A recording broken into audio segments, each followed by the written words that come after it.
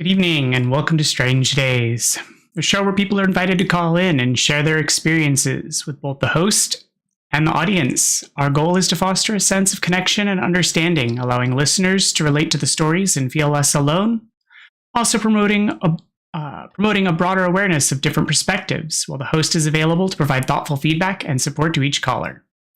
My name is Mac, and I'm your host, a disabled, neurodivergent, cisgendered gay man, playing through games while waiting for an audience to form exclusively on stream.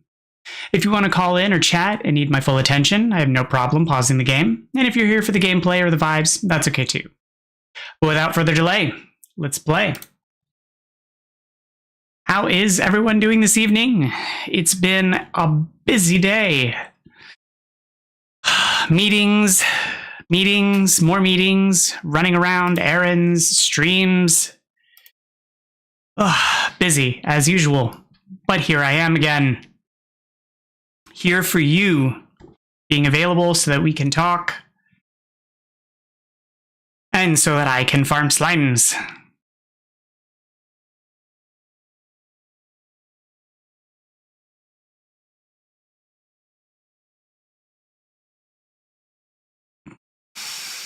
Okay. Let's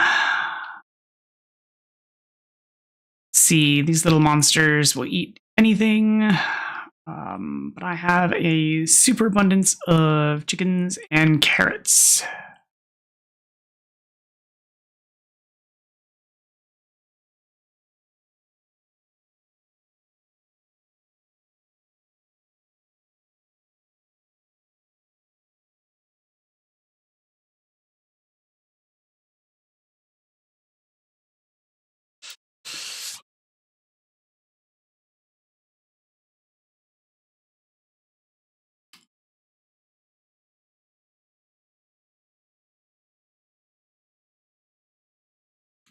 All right, let's go ahead and fill their...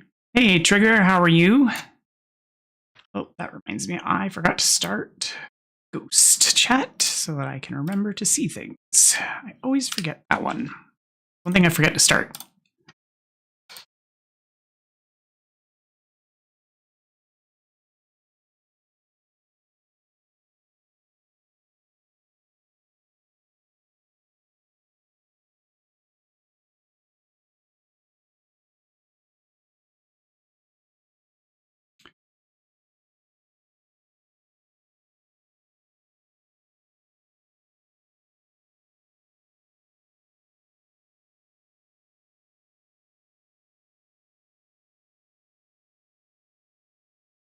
Well, that was nice of them. I mean, it was terrible of them to block the crosswalk because they should actively know better. But yeah, people...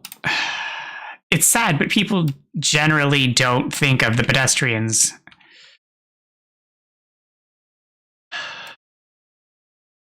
It's a struggle. I feel that surface transportation needs to do generally a better job when it comes to pedestrians and considering for pedestrians.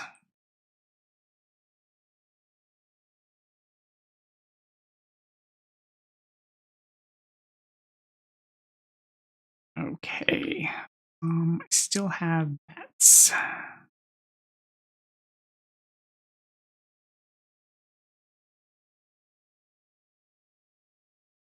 But that's actually a positive experience. I mean, I'm glad that they heard you. I'm glad that they moved out of the way for you, and that they didn't give you any like backlash for it. Because I can definitely have this internal anxiety that they would have been like really just like negative about it. I'll do what I want, kind of thing. Because like drivers tend to perceive themselves as invincible because they're in vehicles, and like cars are essentially just mass projectiles.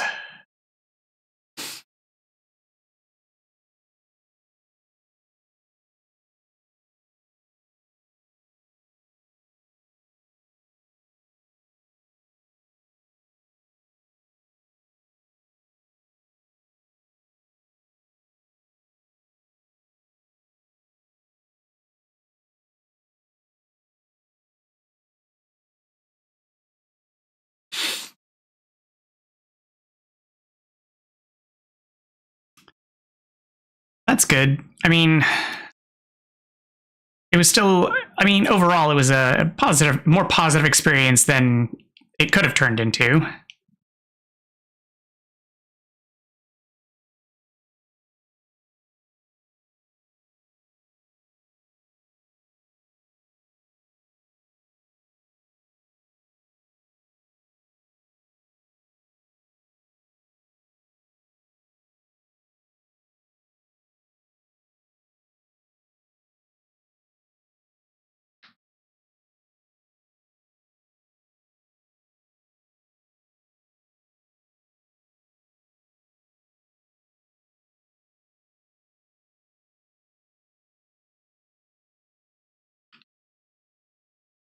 All right, Q-berries,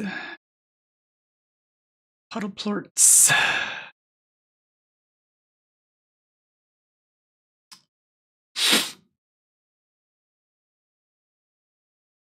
Hey, look at this odd onion crop this time. Much better, much better. 8 out of this crop instead of the lousy, like, 2.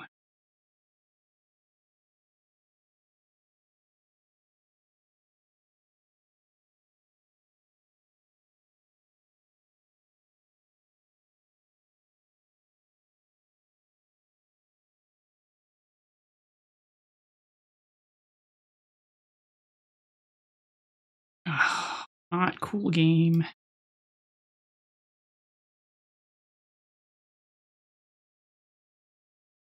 I don't know how I was able to, like, vac bounce him out of the pen.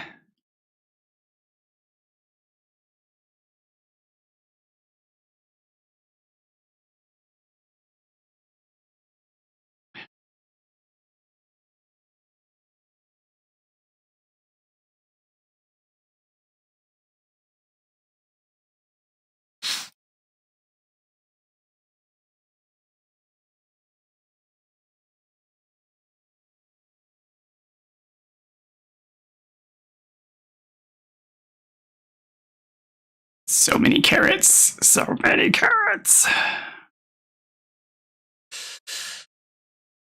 Okay. Oh, and another phone call. Probably more random. Oh, same message. Found a thing. Sent it to you. Blah, blah, blah.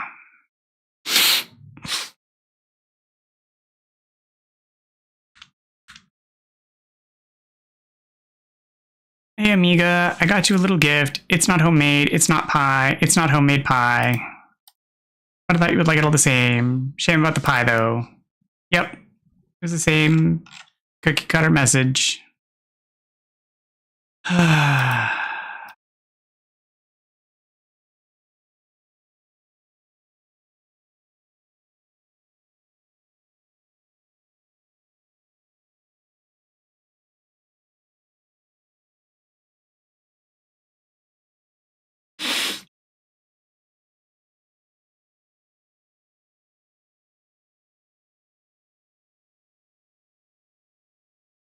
All right. Do I have enough to buy another silo adapter? I do. Good. Because then I can store those.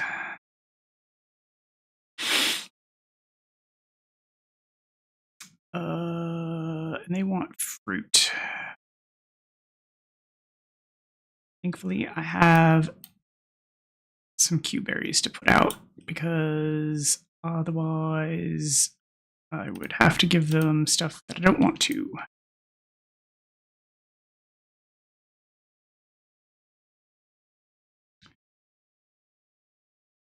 Oh, right. I do actually have stuff I could have given them. Whoops. Because I forgot that I had the pomegranates, but... Oh, well. Wait, are those ready already? Oh, they are. Those ripened fast because they were so tiny just a second ago. Ooh, and I'm at capacity, so let's store them.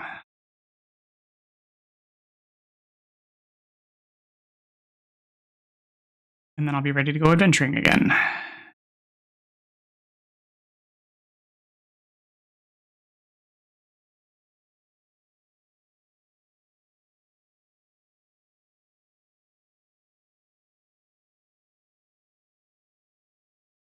Okay, now I still need to go and find the component that I'm missing for constructing the thingamabob.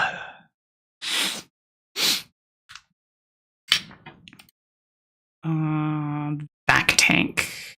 But I also still need silky sand and rock plorts. Oh, lots of rock plorts. So I should go get some rock slimes.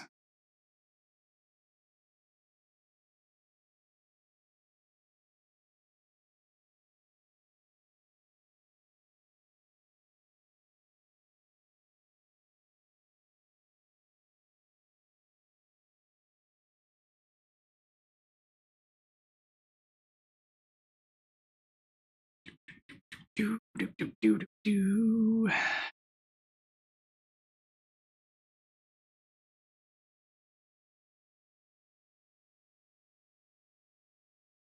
So,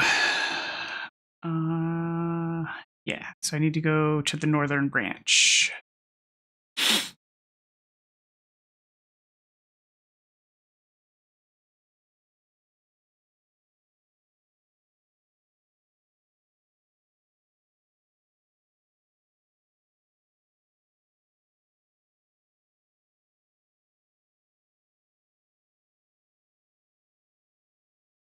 Kitty glows. I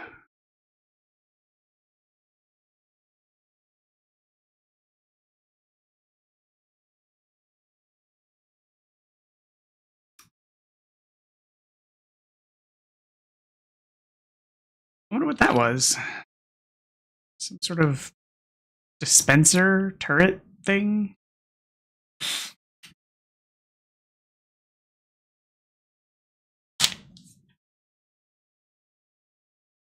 Okay.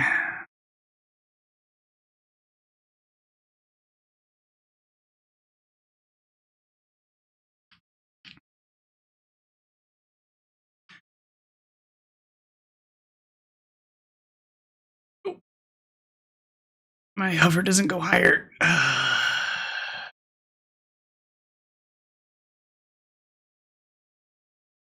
Oh. Apparently the tar balls are already out.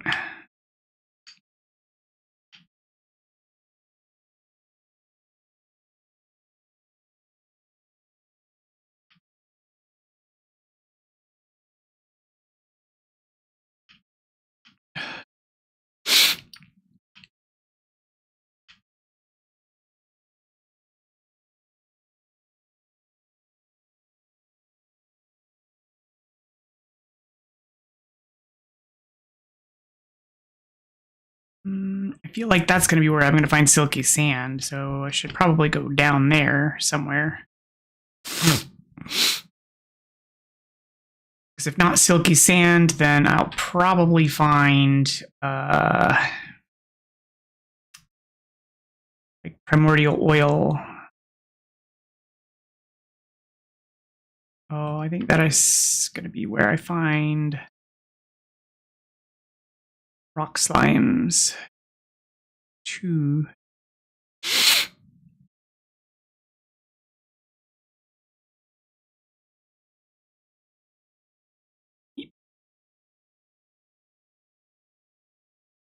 Well,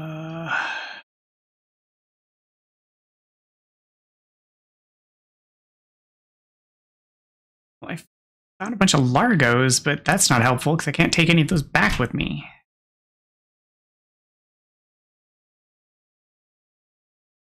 Oh, another egg plort, or egg slime. That's not helpful. Well, silky sand. That's helpful, at least.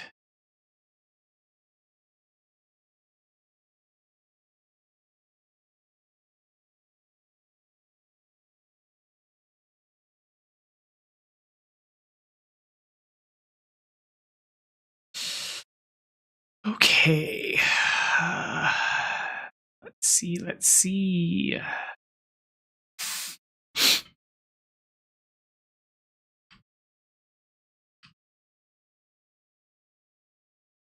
Like, is this Yeah, this is a ceiling locked cave. I don't think... Is it? No.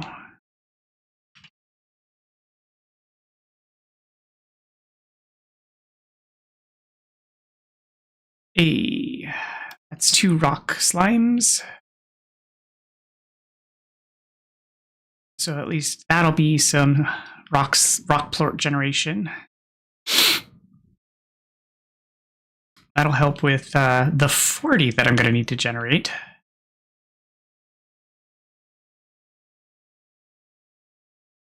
I suppose I can leave these bats here, because I suppose I'm not going to technically need them.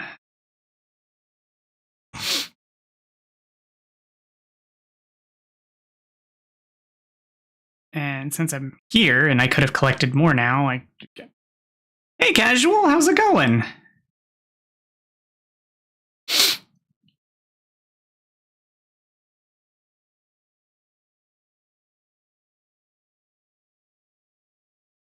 I'm doing all right. I've been thinking about you.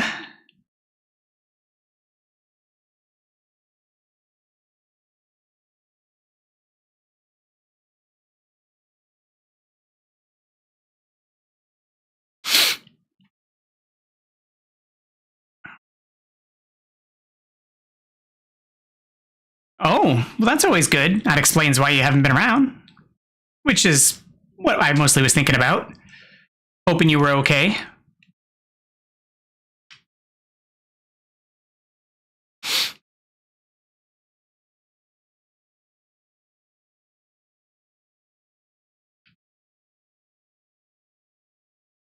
Playing anything good?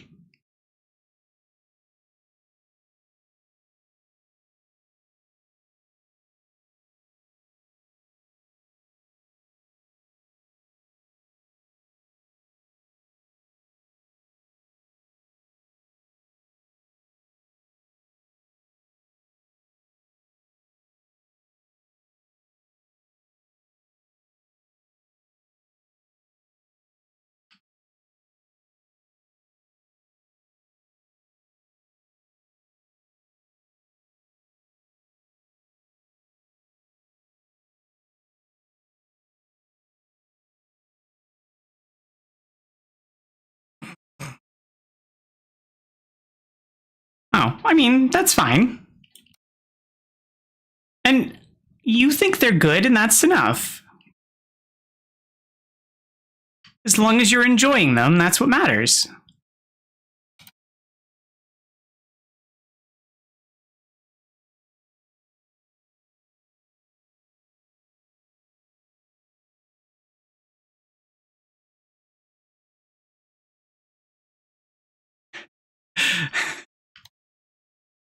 Hey, and you acknowledge that, which is also good.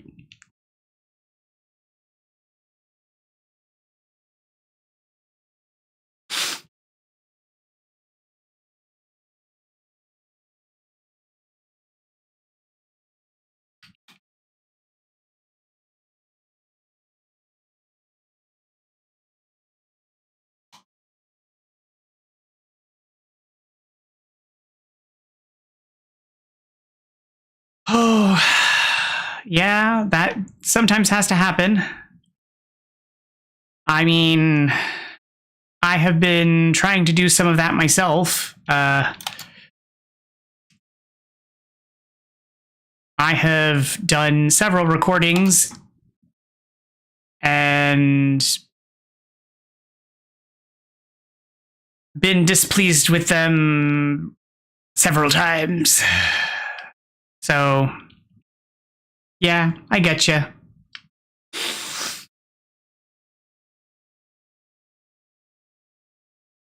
It's hard to find that focus or maintain it. Ow! Fire burns! Fire burns!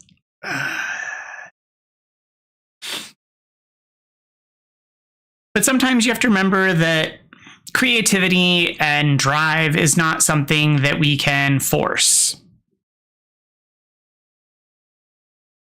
Exactly. And we can't always, it's not like flipping a switch. It's not that easy. Sometimes we have to, you know, allow for our attention to shift. We have to allow for it to, you know, pick and choose for those moments when we can compensate.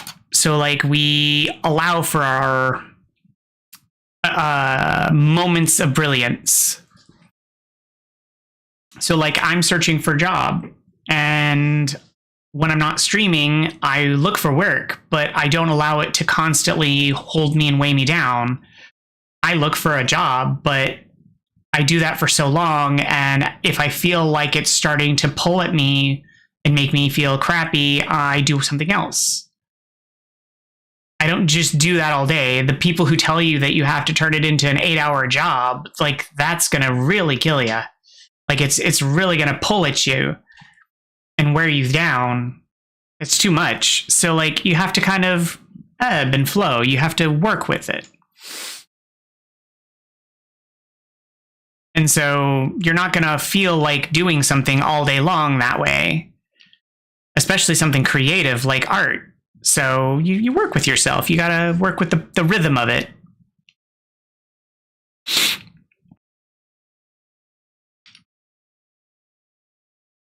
But if you're finding yourself not working in that rhythm and you find that you're procrastinating, you do have to work to set goals for yourself too. So, you know, which is something I need to start trying to refocus myself. Because for a while there, I was procrastinating on everything kind of a lot, which is what streaming has helped me to get away from. I have a bit more structure in my day with my streaming schedule, which is how I went from watching TV all day and doing nothing to suddenly my whole day is busy. Like if you went back and watched my old VODs from when I started streaming, I was like, oh, my day was pretty slow. I didn't do much, to being like, oh my gosh, I've been busy all day. Because like I'm just busy all day, like with trying to do social media, looking for jobs, job applications, baking bread, like trying to figure out how to do social media and then doing it. Like it's just busy, busy, busy.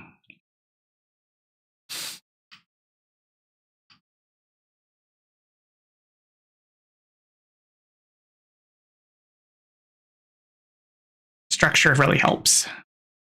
It also keeps me from getting too into my head. But I also have to worry about thinking about like cutting back on it too, because I worry about my ability to upskill and focus on no, I mean, other people have had better luck than me, which is a little disappointing. Which is what I was about to start saying is like, I worry about my availability to upskill or focus on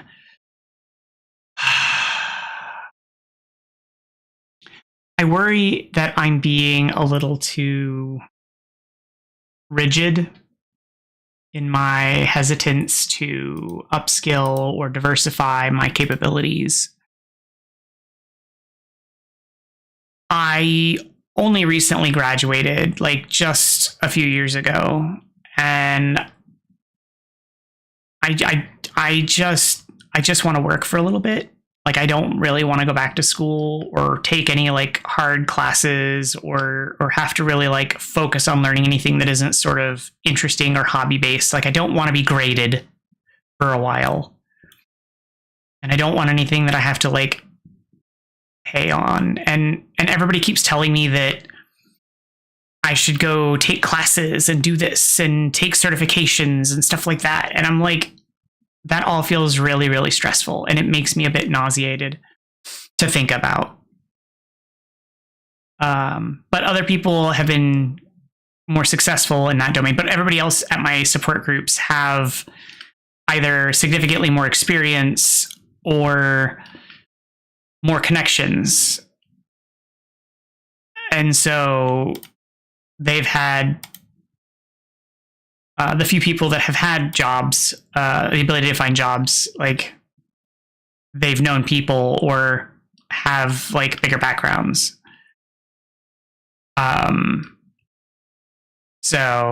But there are a substantial number of us that still don't have jobs that are still going to these support groups. So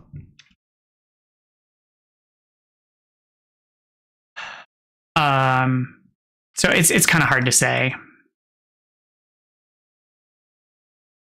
overall.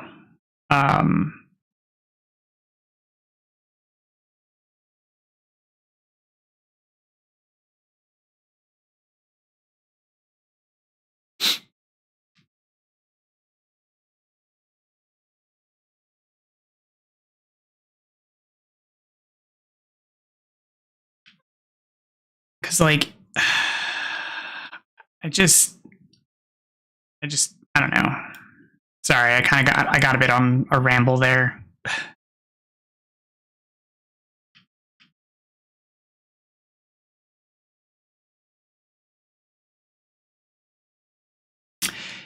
That's what I'm hoping for. I'm generally the type of person that has positive hopes and historically struggles at everything, because that's just how my life always is, but inevitably will find solid ground. So I just kind of expect this to be how things are for me.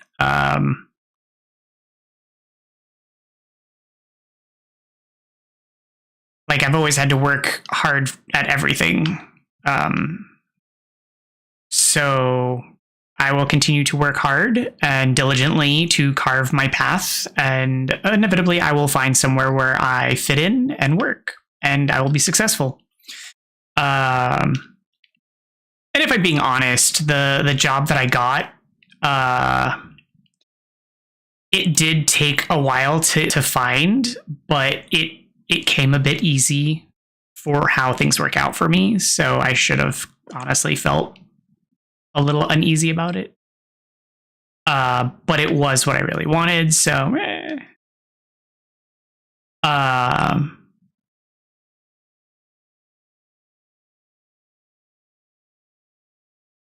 but I'm hoping whatever I find will feel a bit more like home. Because it's taking longer, and so I don't know. I tend to find somewhere that will be where I should belong. Because that's how it even worked with like when I went to university. Like I just went to university because that's where I wanted to go, and I picked the one that I could get to.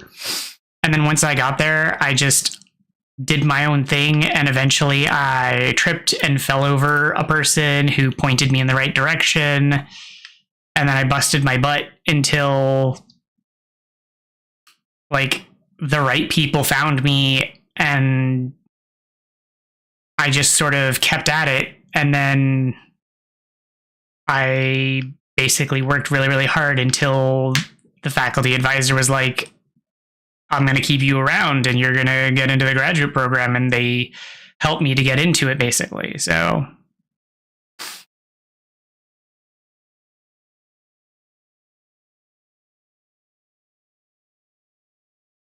no, not the graduate program, but a graduate program.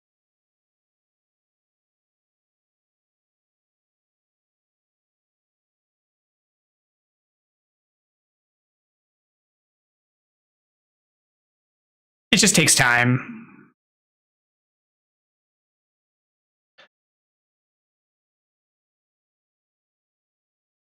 And that's what I'm basically putting out there right now and trying to put forth effort to do.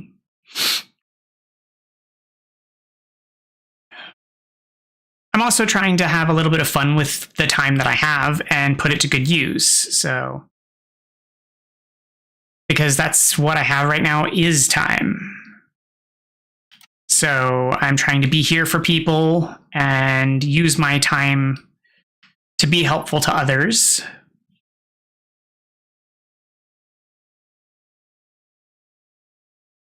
And at the same time, like, streaming was always something I was interested in doing, but never really had like a focus for it. I felt like just streaming for entertainment value is something that other people are already doing, and that's not something I felt like I don't know, that I didn't have enough to bring to that. Like, I have stories from my past that are funny and interesting, but aren't enough on their own. And certainly, I don't have the recall memory to just regurgitate those. And so sometimes I remember them through discussions and conversation. But what would my stream be about? And so this sort of happened as an idea, as sort of something I felt was needed at the time. Like, we kind of have a need for this, where people need some place to go and talk and have a place to be. And even now, now that I've become, active on TikTok, and I'm well, honestly, I'm consuming more TikTok lately than I am YouTube. Even now, I'm seeing people on there who are finding places, interacting with people, and having interactions in typically safe spaces, where they're finding that they're having issues where they're not being heard, where people, it's supposed to be a safe space, but they're saying something and they're being dismissed or ignored, but they are trying to have a conversation with the people, but the moderation and people are not listening. And I'm like, but this is exactly where we should be having a conversation. And if they wanted to have a conversation about it, like, that's exactly what I'm here for. Like, and I feel like what I would love to do is, and this is by no means like a plea for anything of the sort, but like, I would love to be a content creator large enough to have some sort of sway or clout among content creators, to be like a place where people can come and have a conversation. And then for me to be the person to be able to reach out to other creators to be like, hey, like, this happened in your community. They reached out to me to have the conversation about like what happened, and like to be the mediator for people, because content creators, that's not what their communities are supposed to be about. They're supposed to be about what the content is that they create. And so what if there was another creator out there who that's what they specialized in? Like, I would be the specialist in the discussion, the conversation, talking with the people about what happened and working on, resolving the dispute or whatever the issue was, or talking with them about maybe both sidesing it and then reaching out and trying to resolve the situation. And, like, how amazing would that be?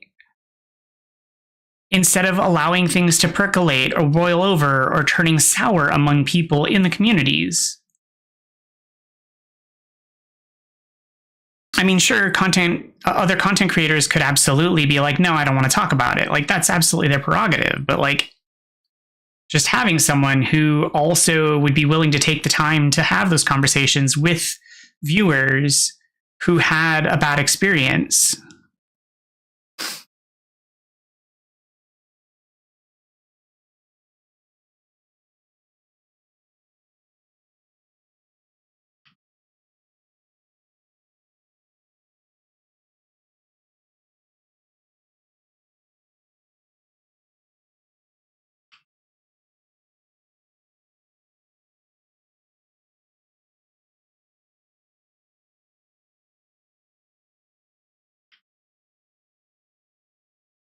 I don't know. I just think, like, yeah, I have like lofty dreams sometimes, but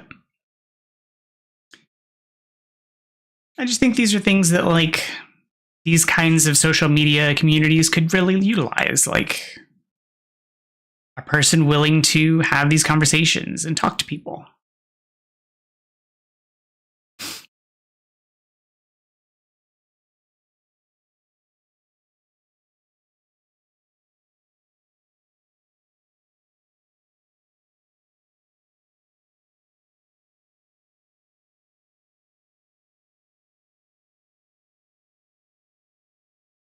Okay.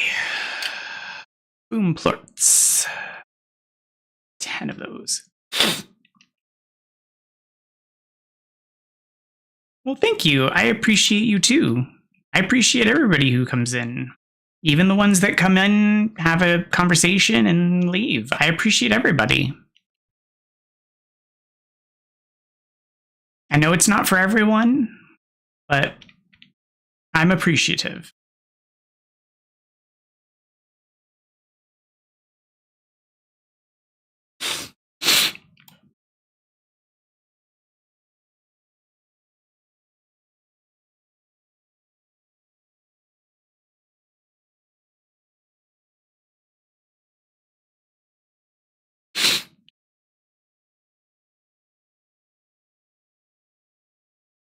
And I'm always willing to, like, the whole point is the discussion. So, like, what the discussion is always willing to change. Like, I'm open for conversations. Like, that's the overarching purpose. So,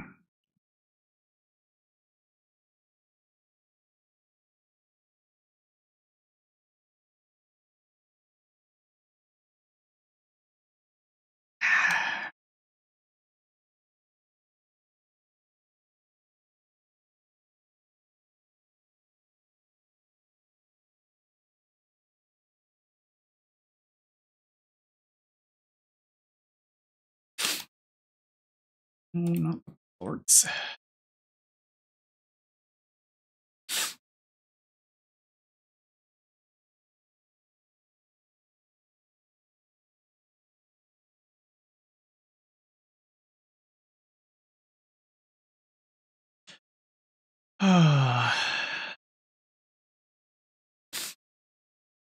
Right.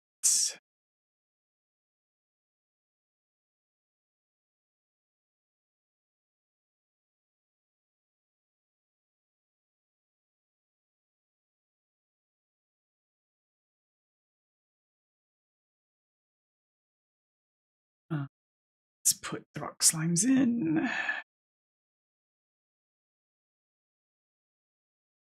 Oh, they are veggie. Good.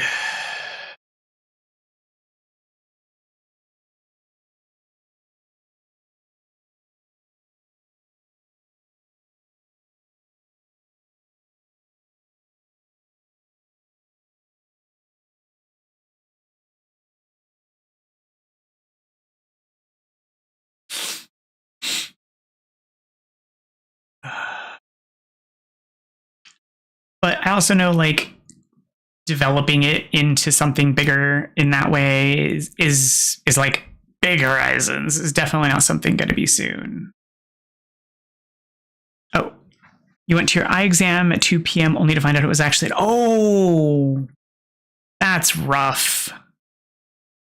Is that when you looked at them and you said, "But I couldn't see the clock"? How was I supposed to know?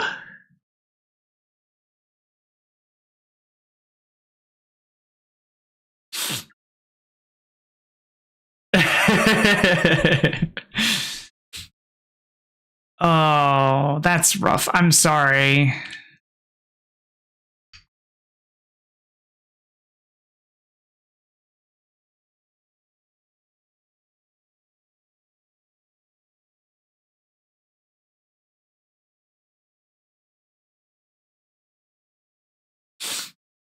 Were they able to get you in anyway, or did you have to reschedule?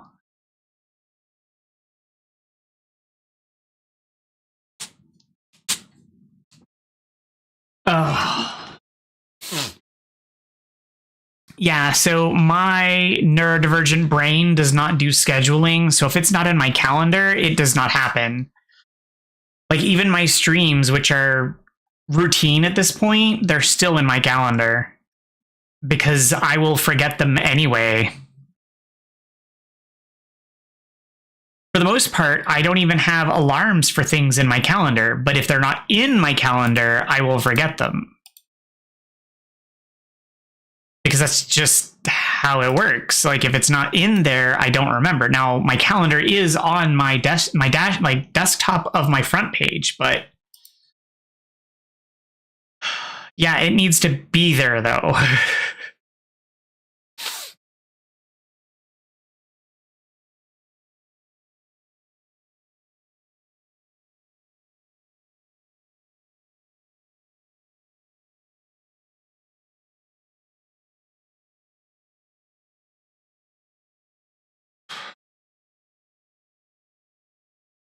Yeah, I had to. When I was in university, I kept almost missing classes because I would forget my classes or when they were.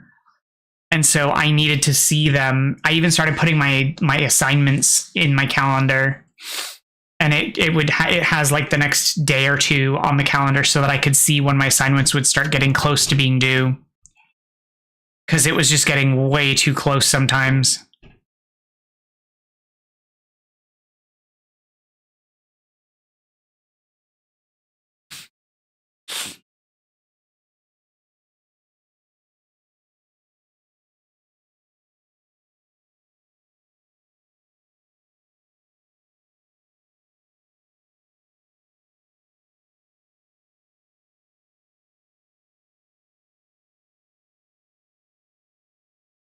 And the weird thing is I'm not like a forgetful person. It's just that part of my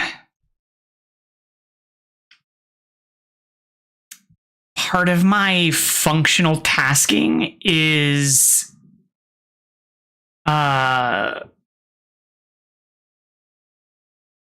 pressure. Yeah, so it's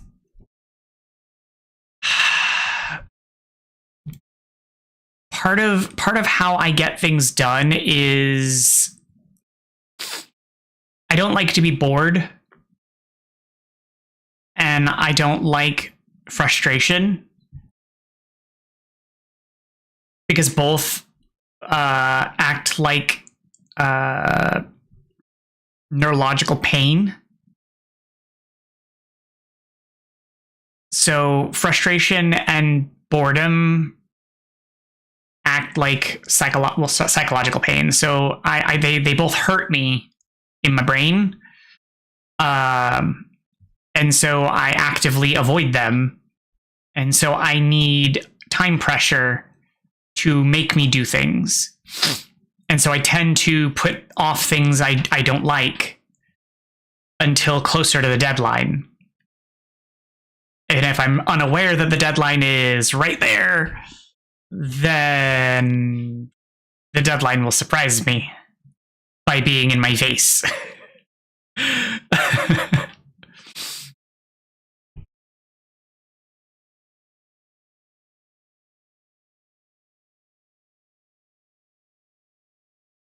And that is kind of my problem.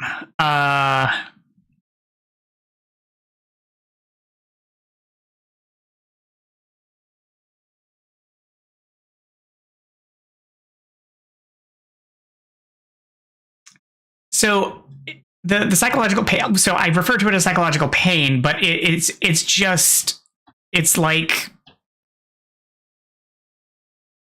it's just pain. It's like hurt.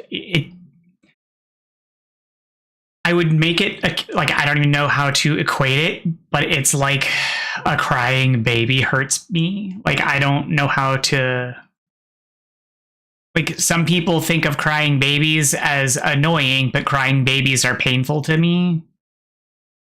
But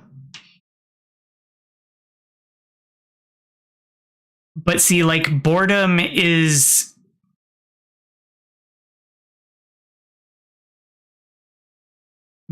evolved for me. When I was younger, being bored was needing to do multiple things at once to avoid it. I used to have to stim a lot more when I was younger. But now I no longer have to do that as much. Now when I'm bored, I don't have to do a lot of those things anymore. I'm able to like zone out a lot easier now in order to avoid boredom. It's very strange. It's something that I've had to. So both me and my partner are neurodivergent, and we're both ADHD, and I have to remind myself that his inability to like sit still and stuff is different than mine because I can sit still. I don't have the like bouncing foot thing anymore.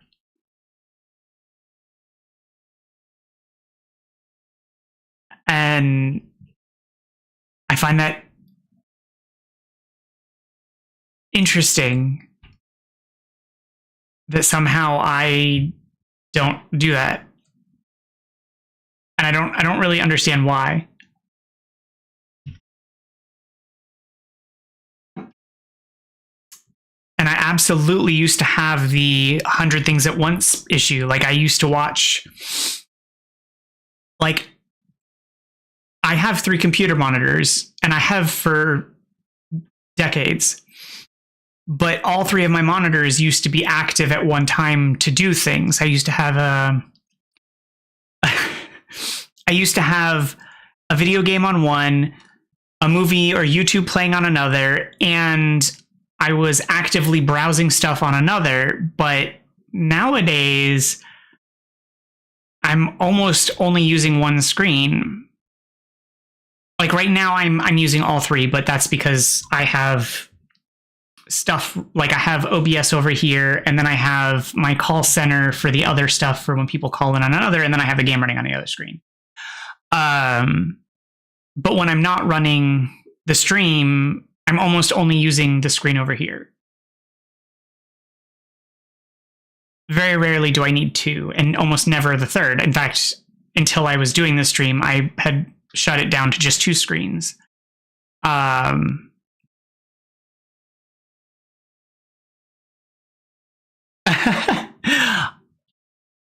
Funny thing, I don't really. So I do keep tabs open. I'm not going to flub that. I do keep tabs open, but I don't like to keep them open.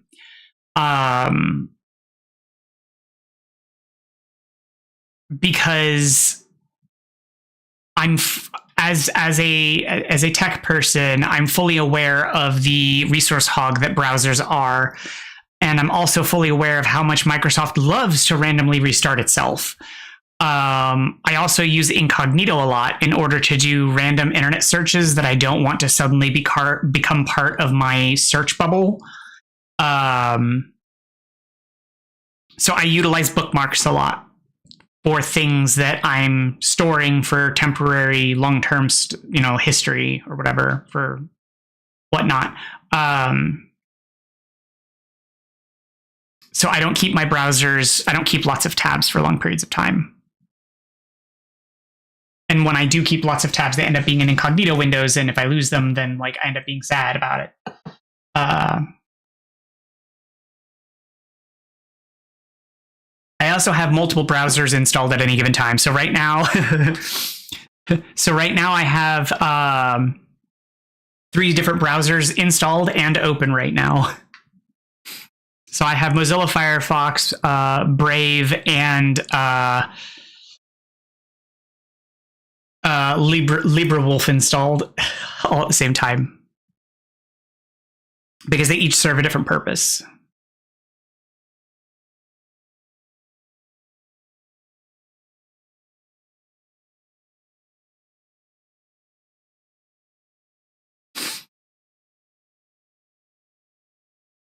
Because I compartmentalize myself.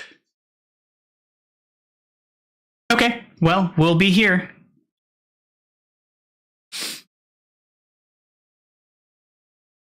All right, I need to get some chickens to feed my infinite hunger machines, whatever they're called. My little sneaky raccoony, I forget what they're called. Ringtail slimes, those guys.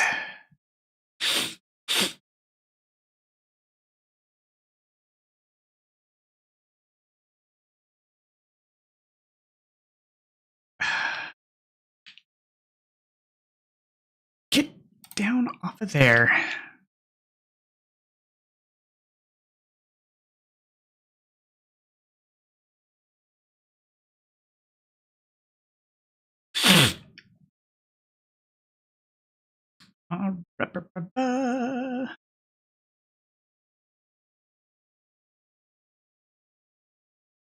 All right. All right.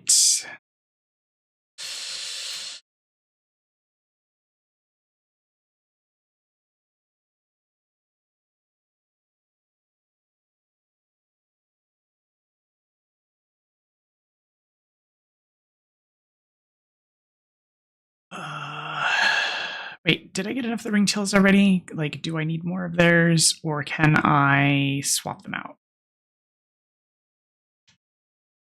Because I think I had enough of them already.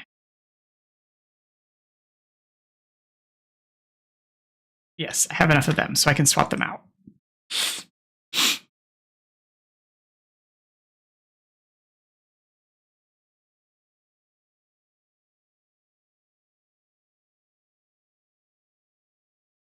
All right, let's see how the dervishes do.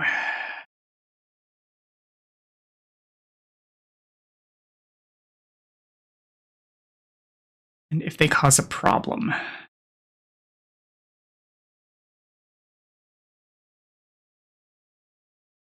And how much of a problem they cause.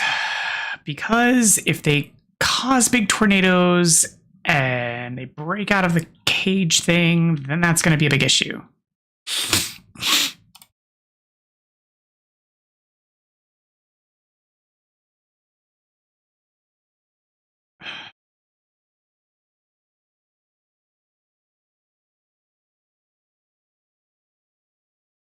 Let me go get some fruit to feed them. Wait, what is their favorite kind of fruit? Oh, it's the prickle pear, and I don't have a prickle pear tree, which is a little disappointing, but I only have 4 of them. Well, I only need 2.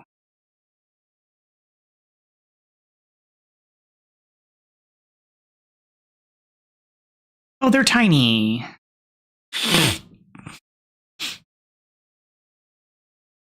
That's not unreasonable. They should be easy to keep. Oh, Beatrix, I was up all night trying to synthesize a perfect gift. For you. Hypothesizing, testing, throwing my results in the trash, starting all over again. Finally, I discovered an alternate method, shopping for something online. The process was surprisingly straightforward. Another return home portal. And then Bob. Chicken is good. Giving 2 friends better. No. Chicken's better.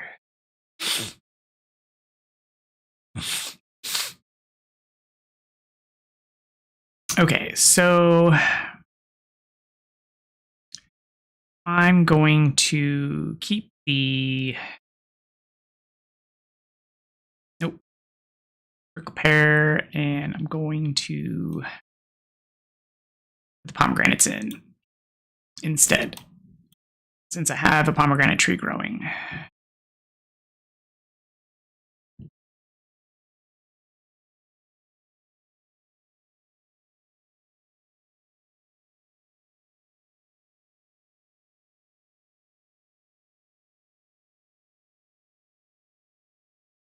Oh, oops. Apparently I'm full. So I need to go drop those off.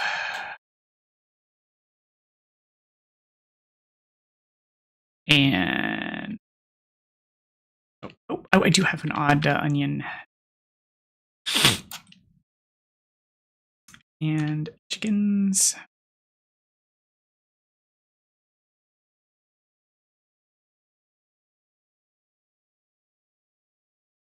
Chickens.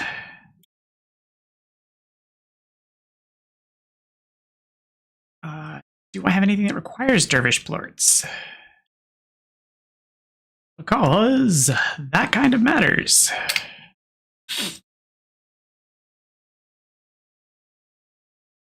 I don't think so.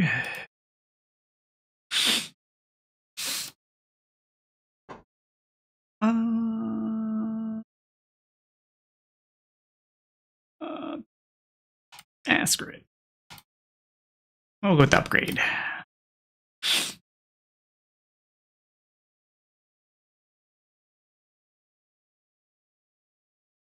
I still need so many more boom plorts. Okay, Yeah, so dervish plorts I can sell. I wish there were Pokeballs in this so that I could actually just like store some of these slimes in ball form and then like just chuck them in a corner or something.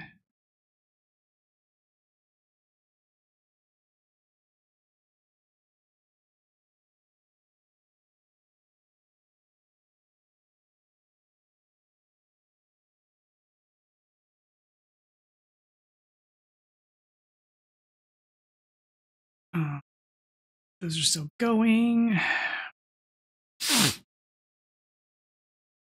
Crystal slimes can be tossed. All right, and then back into the wilds because I need to go collect actual resource things, not money-making things.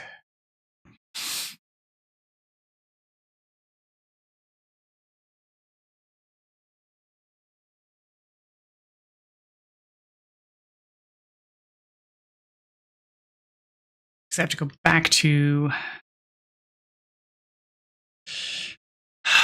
Ember Valley to the lava zone where all the lava comes from.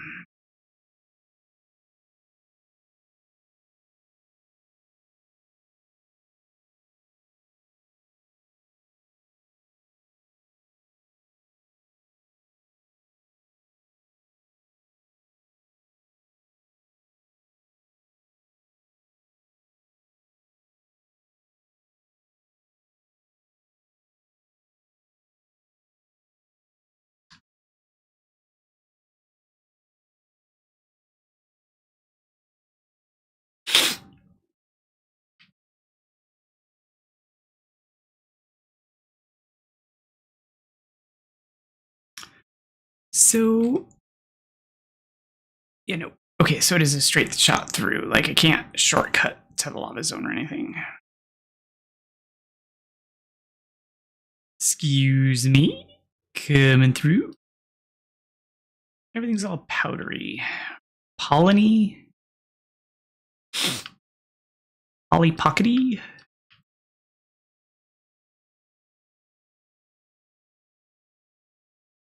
I'll take that money. Hey, that was supposed to break, not bounce around.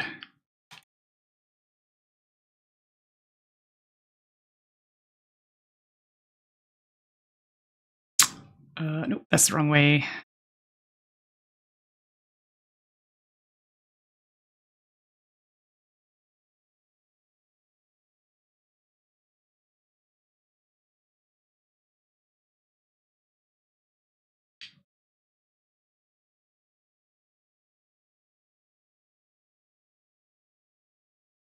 Oh, what certain slimes? Like, I saw there was a weather that was polleny, but I didn't see what slimes it spawned. Like, I didn't think there were any kind of slimes.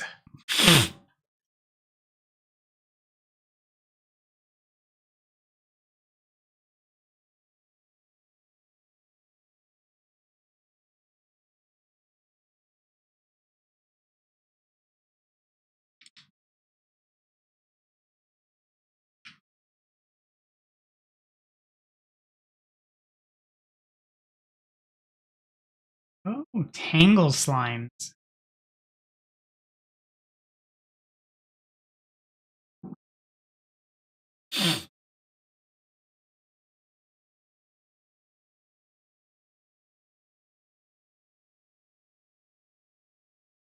Interesting.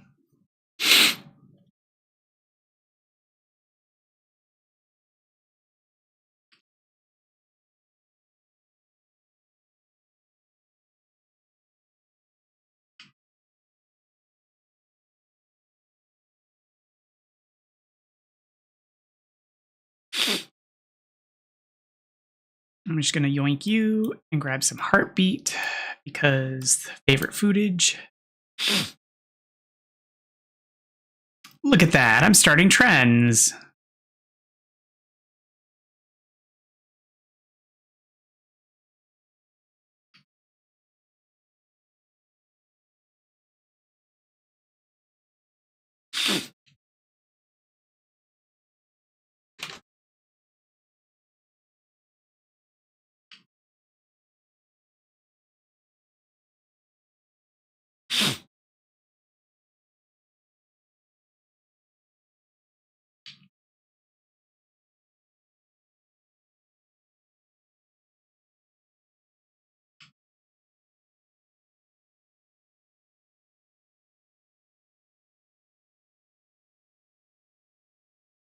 Oh, hey, it's one of those things. Open, give me a blueprint or some cool resource. I mean, sure, it wasn't very cool, but I'll take it.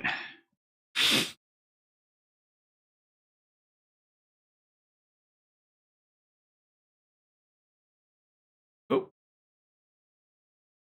I think I just, yep, Tangle Slime.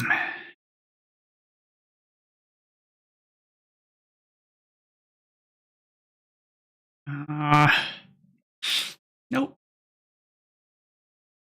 Well, this is extra awkward.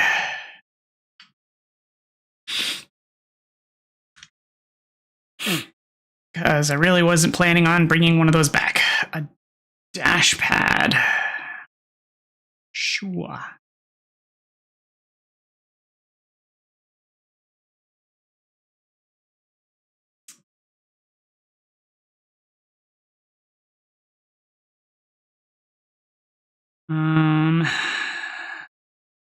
Well, I suppose I don't need the rock slime. We could leave that behind.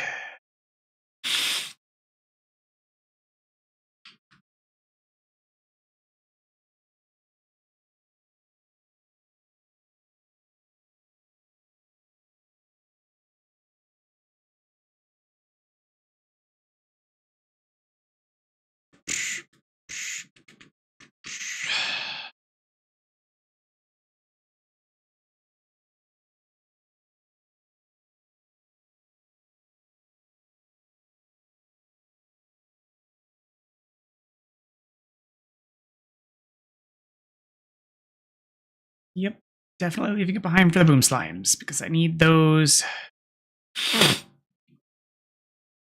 to get the speed shoe upgrade. Yoink. Yoink.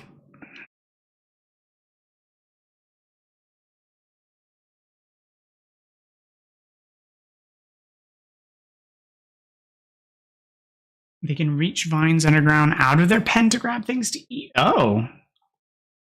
I mean, I don't usually, well, I'm currently in the process of separating my food pens away from my slimes, so I'm not too super worried about it.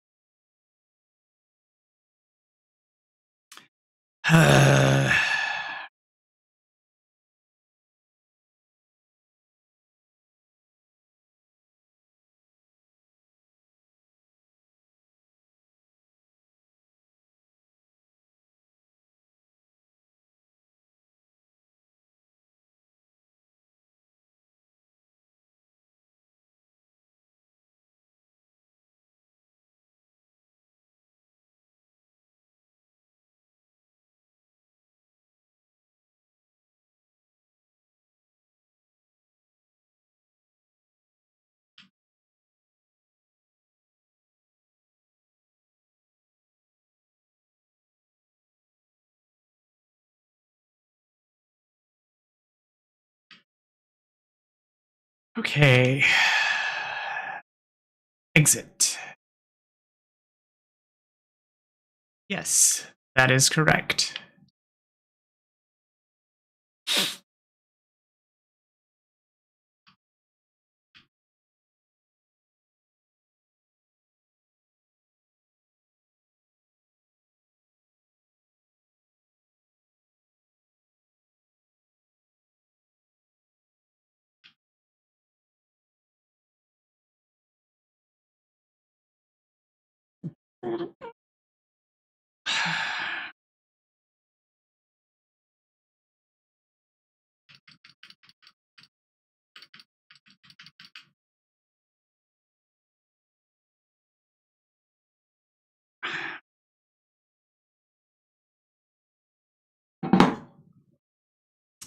And we're back.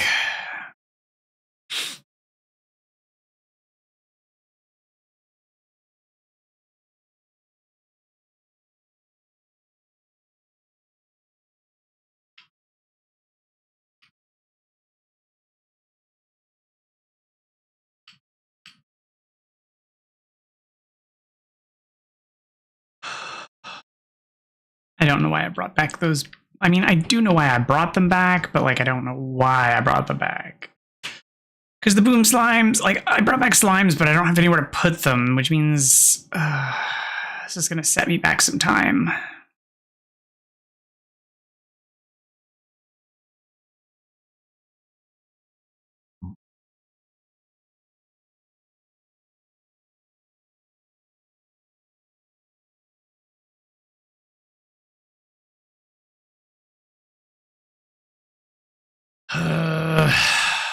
Why did I do this?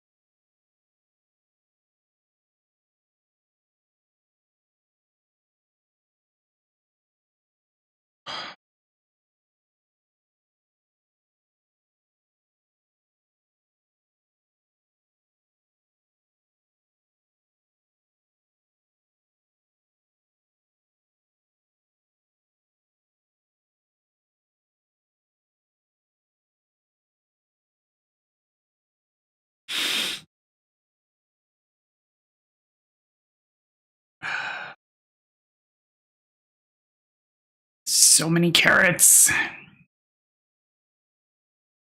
Wish I could sell them.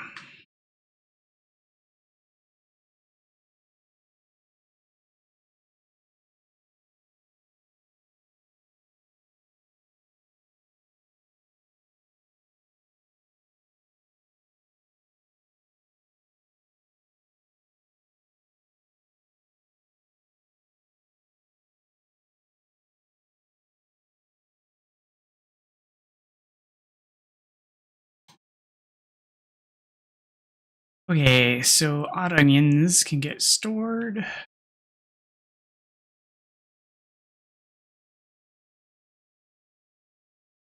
That frees me up a slot for plort collection.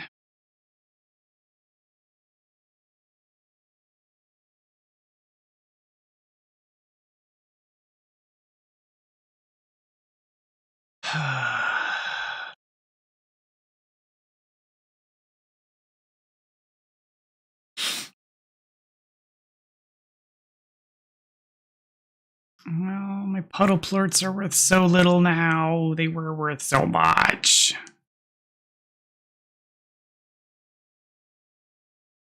So disappointing.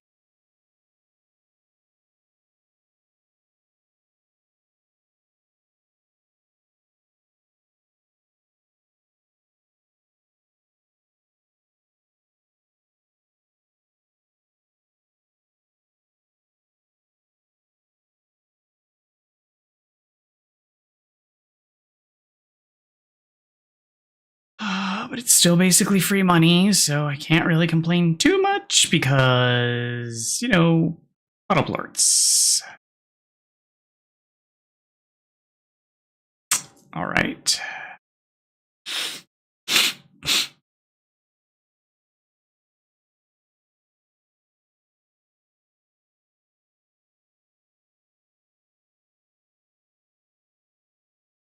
All right. And then flutter plorts.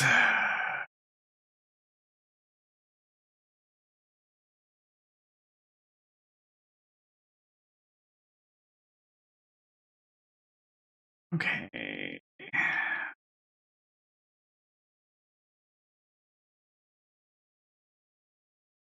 And honey plorts.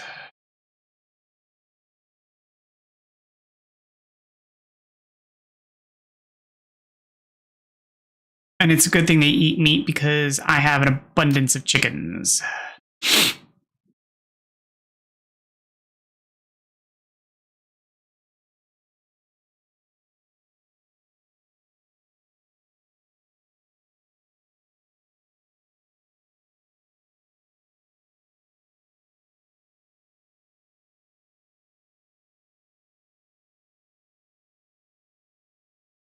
Right. Right.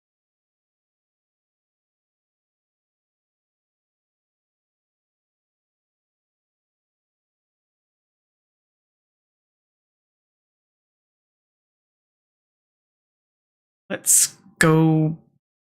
You know what? Let's actually look them up because I don't know if they need a specialty.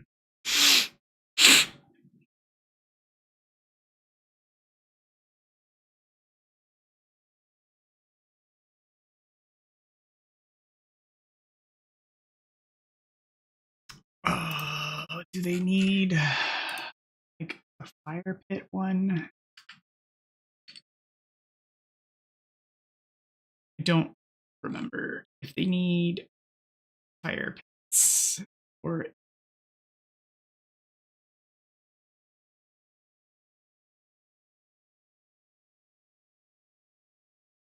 um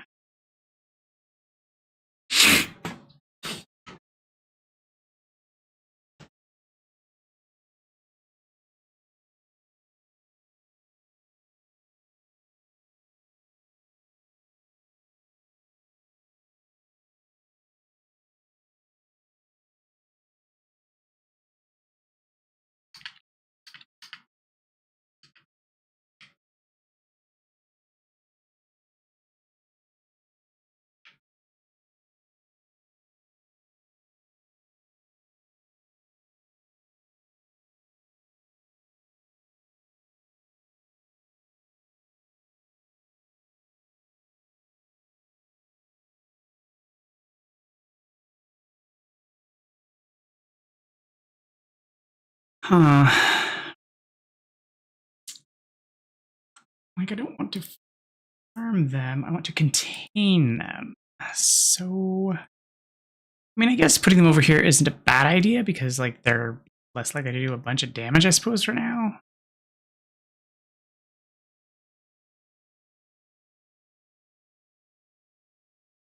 High walls. Definitely an air net. Uh, music box. Collector.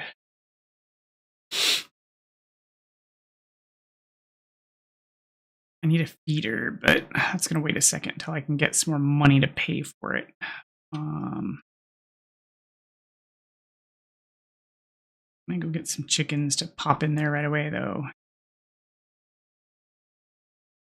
The last thing I need is hungry bombs.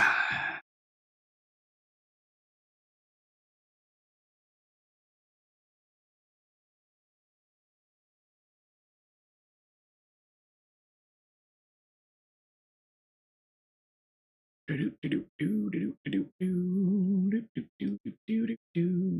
probably shouldn't have grabbed so many, because then I'm not going to be able to collect their plorts.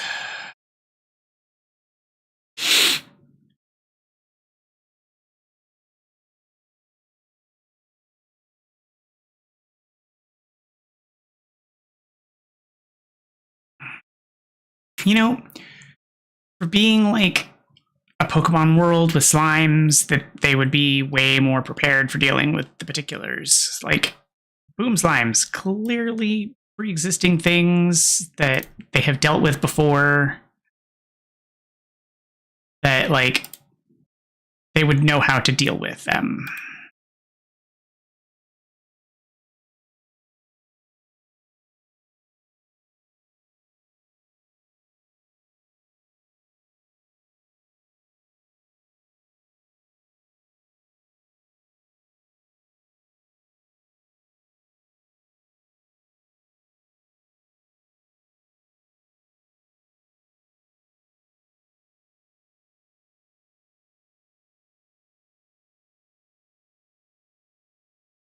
Okay. They are all sorts of happy at the moment.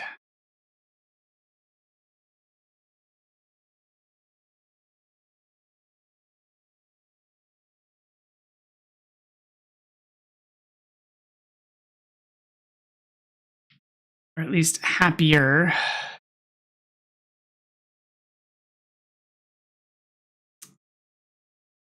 Uh,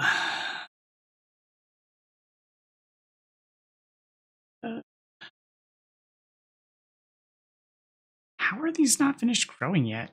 Gosh, they have been like already in here for a while now.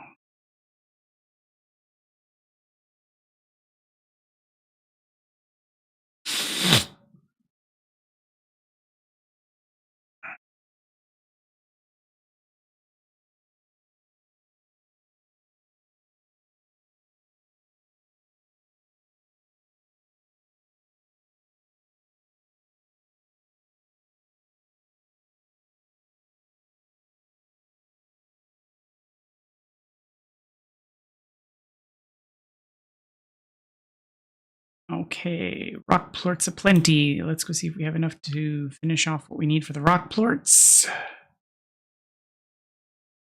Wait, where did I get a crystal slime? I think we brought back any crystals, but whatever. 40. 40. We are like halfway there, so.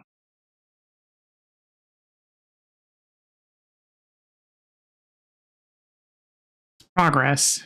It's not enough progress, but it's progress.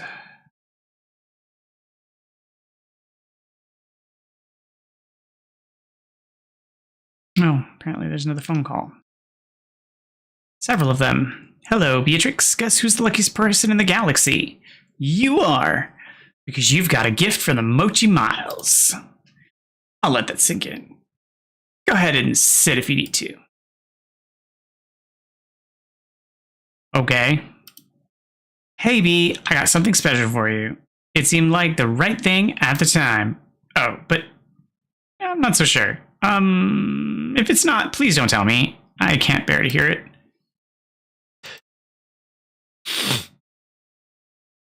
You know, B, they say the best gifts come from the heart. This one came from a store, but close enough, right? Advanced Gordo Snare? What's a Gordo Snare?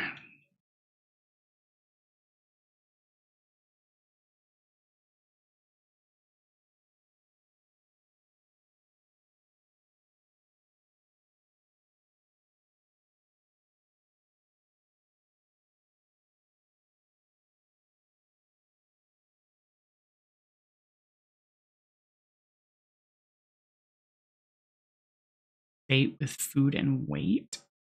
Oh, it is kind of expensive to construct.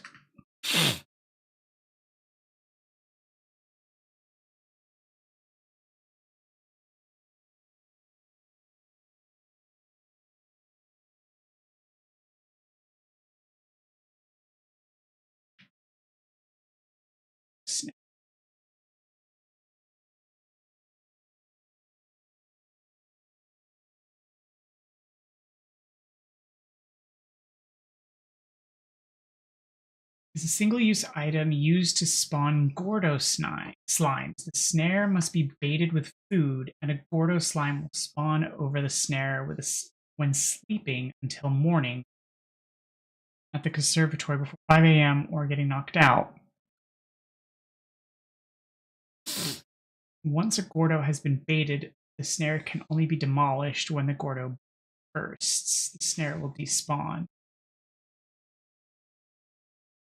Why? Like, what's the...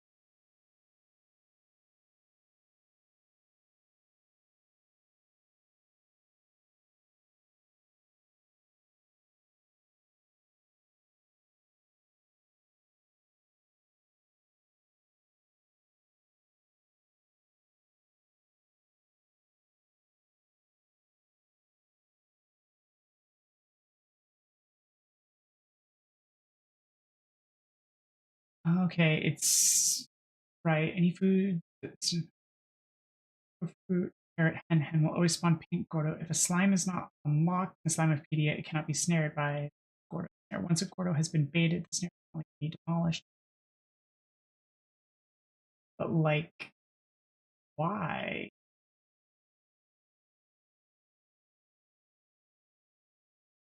What's the point? It doesn't tell me what the point is. I don't understand.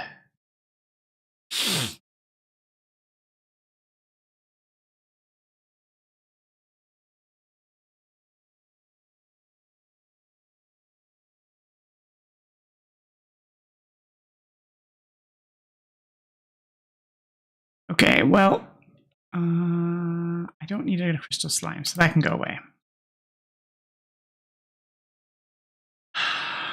All right. What even is this? Oh, it's literally just that menu. Nope.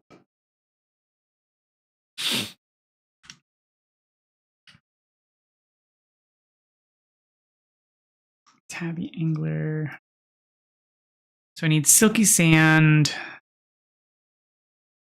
and rock plorts. I still need the back tank boom plorts, which I'm in the process of. Whoops. Apparently I still needed the bats. Oh well, I'll get some more. I need jellystone.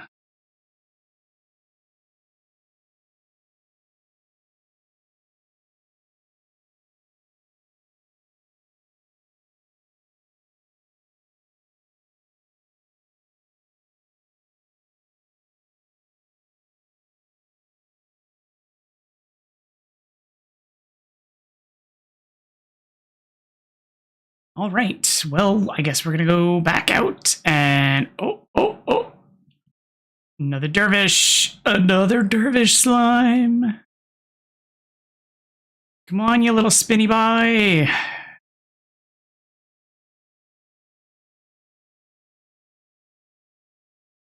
Show yourself.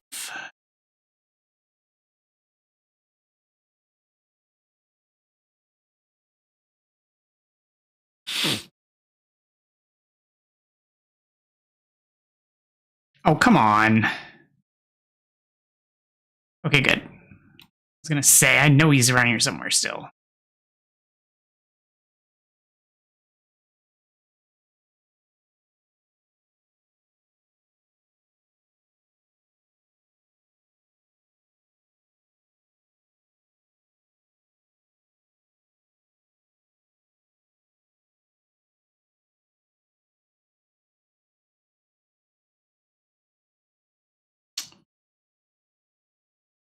Oh, come on. Where is he?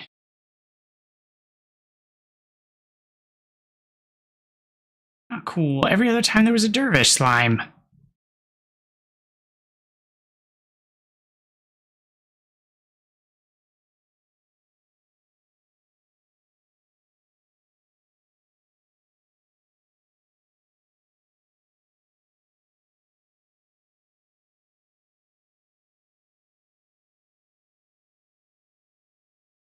Tease.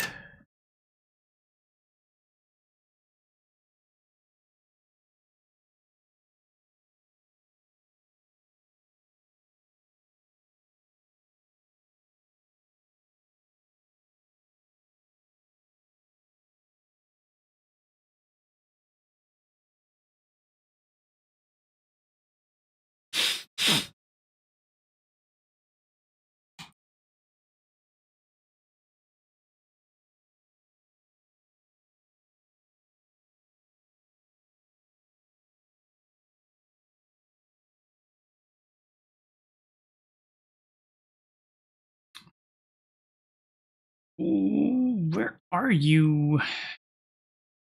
Gotta be around here somewhere. I'm gonna find you.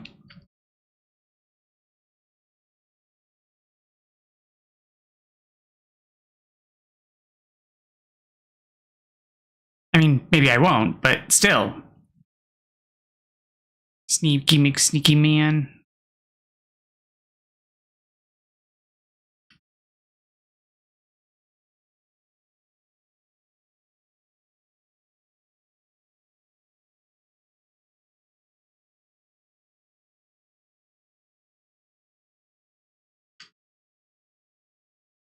Oh, that's jellystone. I needed that. No, not the phosphor slime.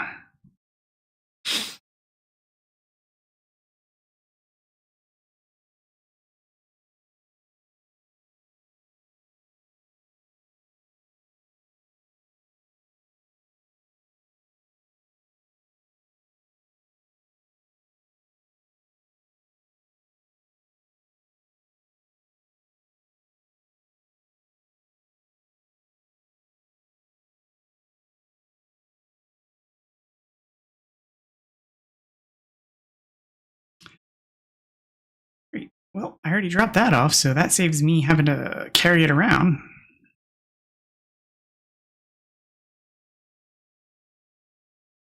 Oof.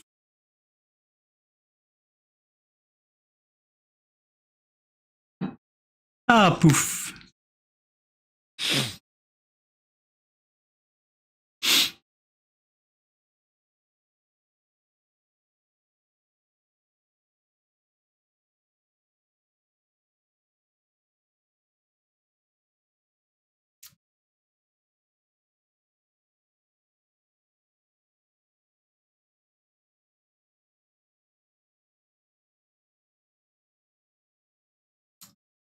Here.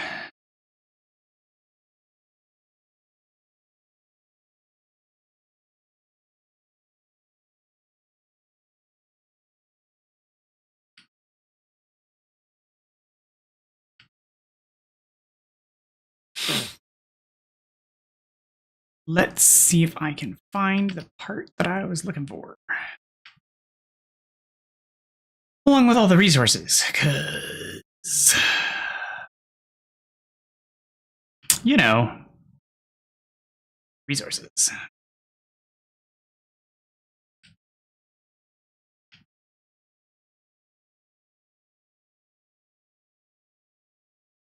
Silky Sand, that's one of them.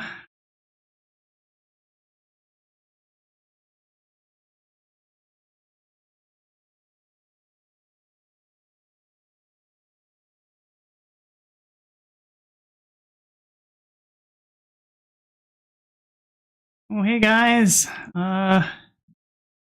Remember, you are what you eat, so eat healthy. Stop eating everything in sight and all that stuff.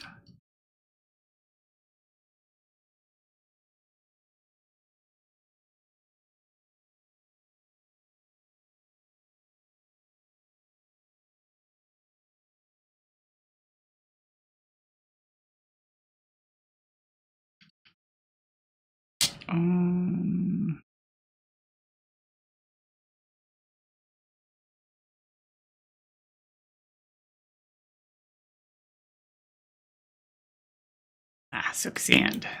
Lava dust. Silky sand. Silky sand. Lava dust. I don't technically need primordial oil right now, though. Or radiant ore. Excuse me.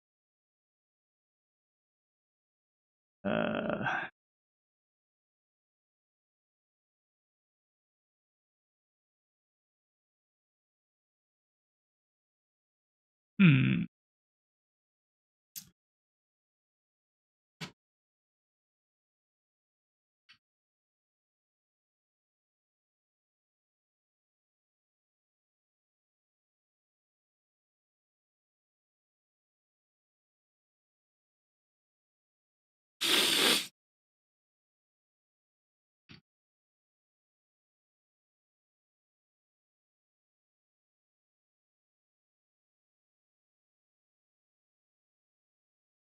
Is it gonna be? Oh, hey, welcome back.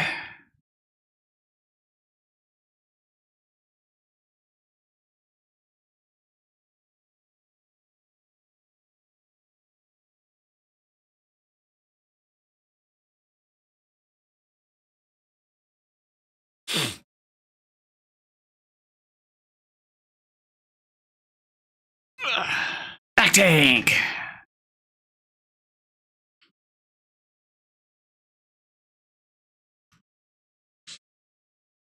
Whoosh.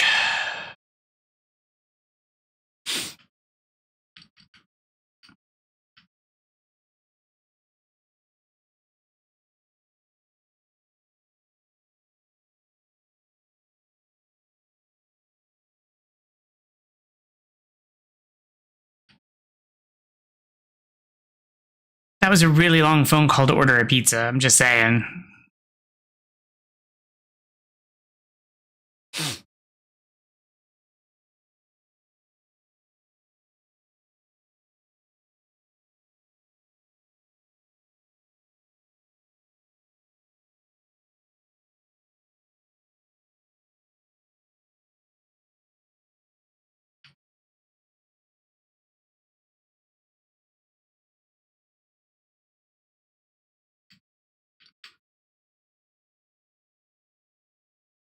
Unless, of course, it was like a really good pizza. In which case, I can hardly argue.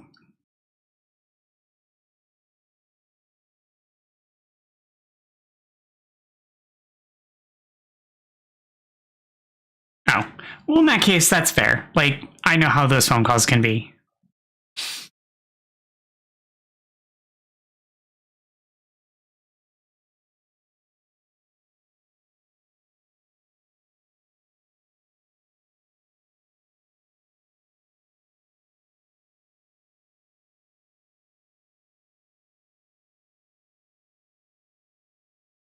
Well, that's nice.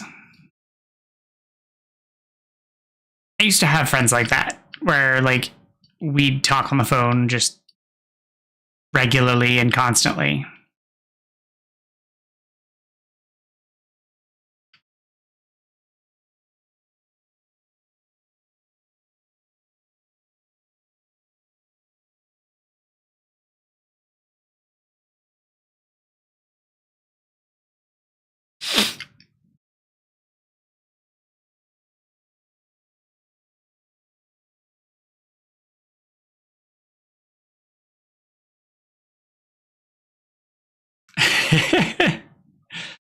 There's nothing wrong with that. I find a lot of people struggle with the conversation part. They don't always know what to say or how to say. Plus, there's also the concern of, are they saying it the right way, or if it's like coming across correctly. I mean, I struggle with that personally.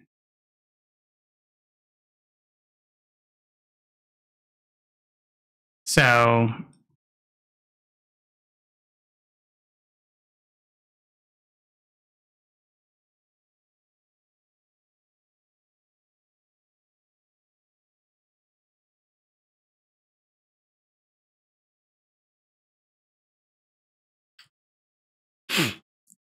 well, I would say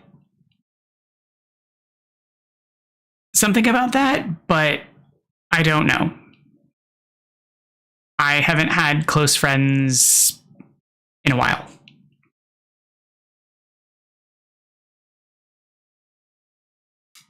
And that's something that's difficult to say.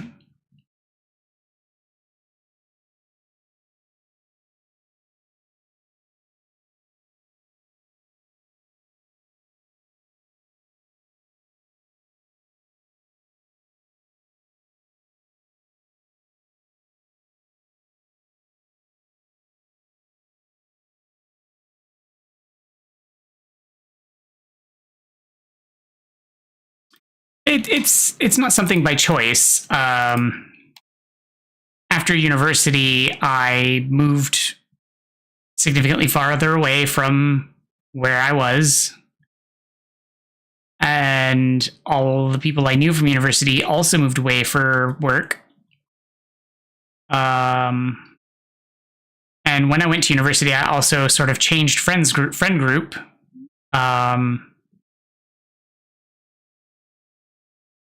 So a lot of things changed at once. But I haven't really. Part of my streaming endeavor has been to figure out how to make friends again as an adult, because I spent a long time at school, and making academic friends was pretty easy. Like, you're in classes, so like that's how you do that. And when I started my job up here, I like spent so much effort into doing that, and it was just after the pandemic, and I was very hesitant to go out and meet people. And I lost my job right around the time as when I was starting to decide to go back out and socialize. So that kind of got shut down. So I didn't like making friends, kind of got sidelined.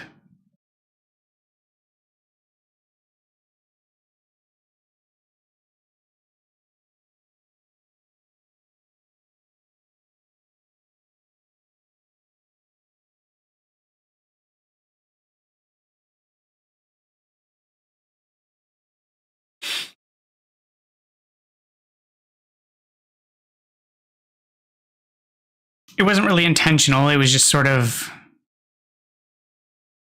I don't know. I guess it was at the start. Um,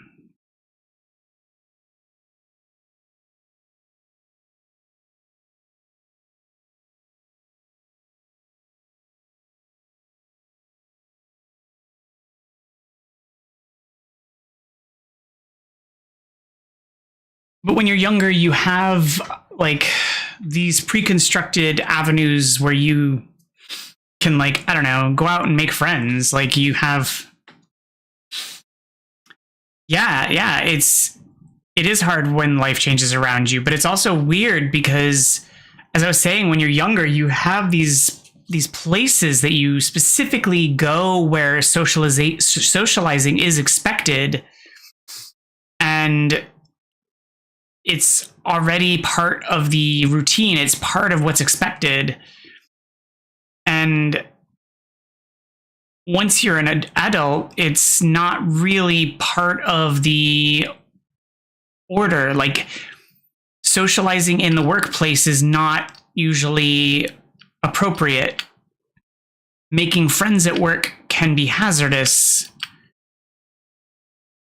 And so it's part of why I'm usually hesitant at the office to make friends, because making friends at work can potentially get you stabbed in the back. And, you know, confiding in people at work or socializing outside of work can sometimes, you know, lead to things getting leaked at work, or, you know, the wrong thing said outside of work can lead to being said in work. And so, like, it's dangerous.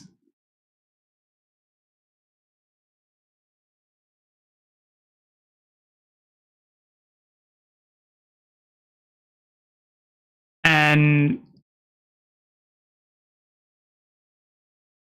no, I've always been hesitant with coworkers.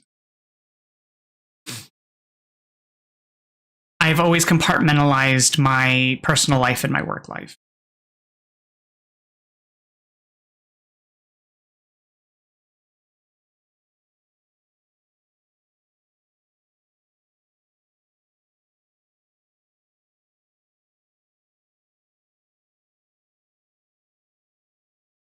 However, streaming,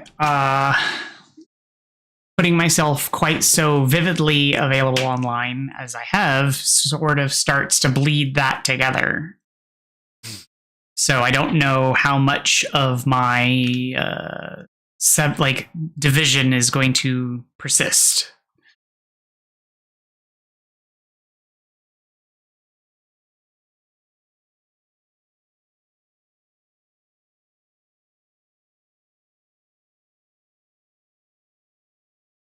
Because it will become harder and harder to maintain that division.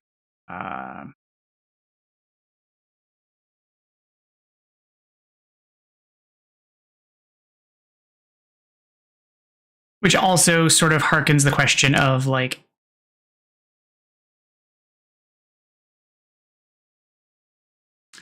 oh, I did, but they were, I did give gifts. They are, so when I say personal life, I was starting to blur the lines with this job, because I was finding it harder to, as I've gotten older, it's become harder to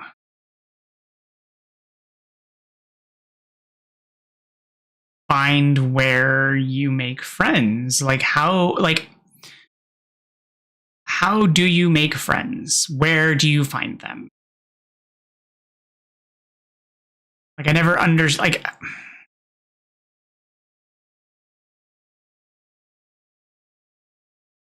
I was well, in part it was the holidays. They were intended as an expression of gratitude rather than as personal gifts. They were supposed to be gifts of thanks rather than, like, personal gifts. I gave a gift to my division boss and my direct boss to say thank you for helping me to acclimate to the work environment. They were personalized as to things that they had said to me, because I wanted them to understand that I was listening when they had said things to me, that I was paying attention, and that I was trying to be a part of the group. No. And I certainly don't now, because when I got laid off, I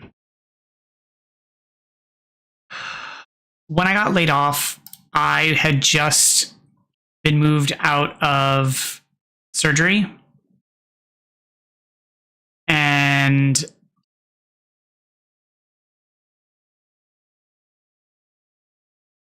they left me a voicemail asking me to contact HR.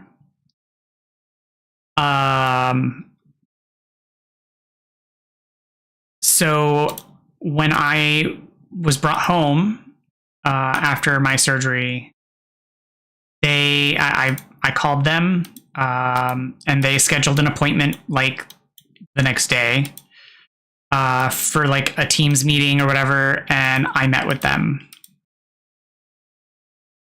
They told me I had 2 weeks of administrative leave and that I was going to be laid off. Sorry, it was 2 weeks to turn in my equipment, and then I was going to be on administrative leave, and then I was going to be laid off. That's what it was.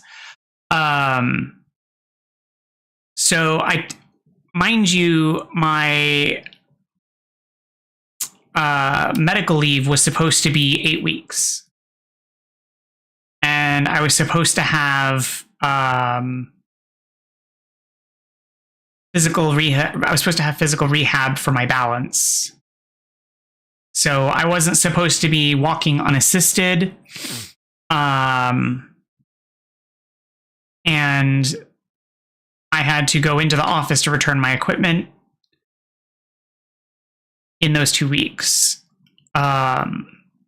So I had to basically scramble to turn in my stuff. So anyway, that's neither here nor there. The point is that I hand wrote because I couldn't use a computer. It was difficult for me to do that teleconference to be informed that I was being let go. So I hand wrote letters to important people that I thought I had fellowship with, that I thought would be potentially friends. At the very least, people I wanted to express thanks and gratitude, and would have been nice to at least try to keep in touch with. People that had touched my heart while I was there. And I wrote handwritten letters, and I left my personal phone number and personal email address and my final thoughts with. And when I went and returned my equipment, my partner had to take me, and I had to check him in through security because I could not walk myself. And I had to hold on to him the entire time because I could not stand upright. Because the surgery I had took out my semicircular canals in my right side, so I had lost half my balance system, and so my brain was reeling from that. And so I turned in my equipment, and I also walked around my old department to hand in all of these notes to people.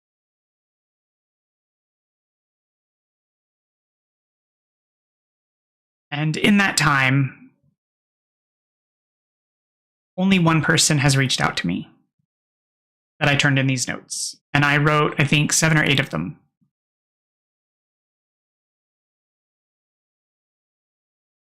They reached out one time to wish me a happy birthday. And when I emailed back, they did not reply. So I have concerns about either I didn't leave a good impression on these people, or that the company has some sort of policy in place. Because I thought I made a friend with someone there. And we exchanged personal phone numbers, and we were texting, and like before I got laid off. And I messaged her a few times after the layoff, and we were cordial, but the messages are exceptionally delayed compared to before, and they do not seem very responsive. So I'm not sure. I don't know. But I feel very, very cut off. And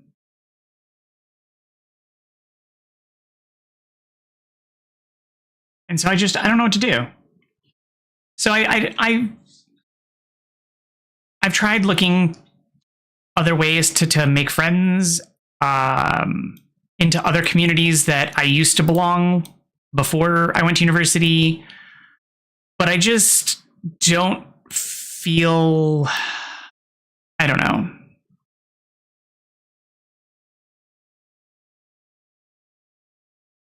I guess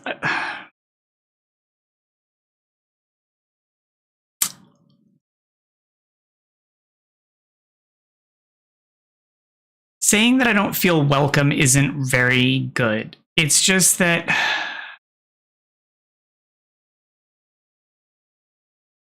it's going to sound weird, but also sort of dumb. When I was younger,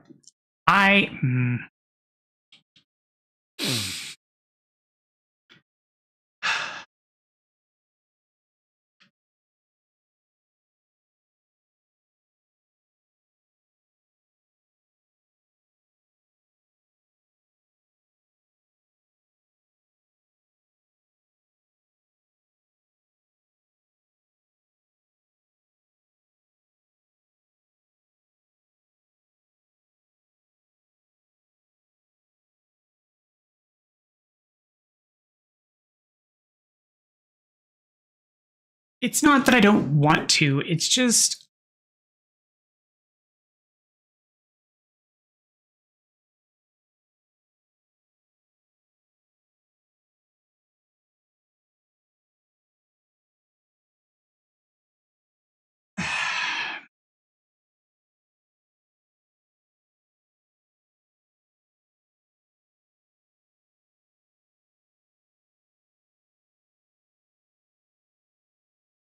okay. So I'm a furry, or at least I am to some degree.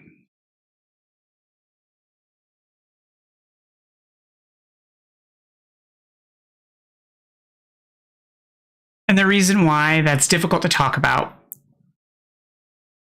is because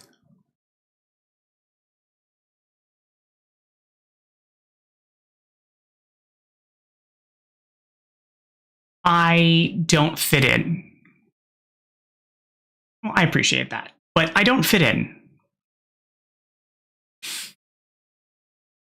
Somewhere along the line, I fell out of the community. And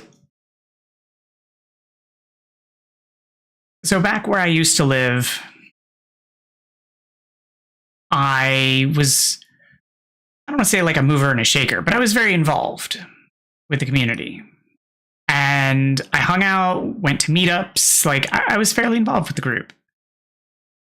And then I met someone who wasn't in the community, got very involved with them, and stopped hanging out with all of the people because I was busy, being in a relationship.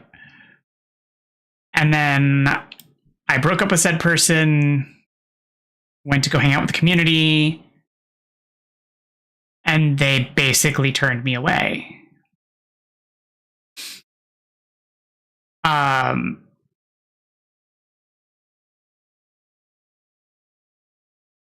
So I never went back, which is fine, I guess. But where I moved to, I reached out to the community, and I'm like involved in the Telegram groups, and I lurk there, but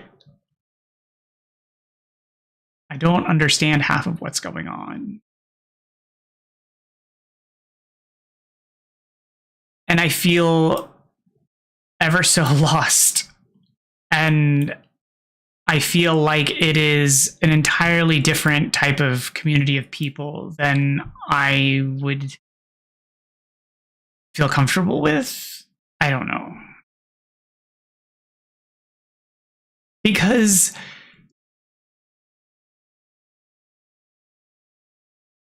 and I mean, I have no disrespect for it. It's just a different.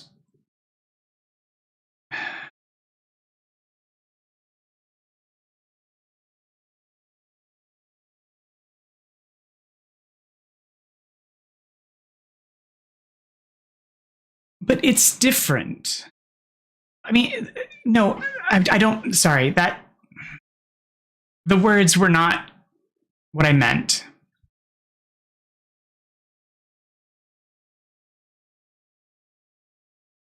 It's one thing to be asked to leave a community, but it shouldn't be. So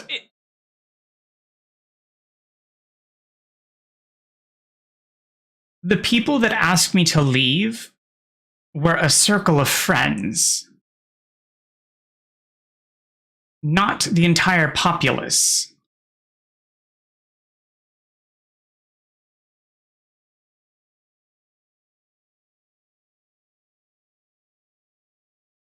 And I don't think that it's fair to excommunicate someone from a fandom just because a circle of friends decide that you shouldn't participate anymore, you know?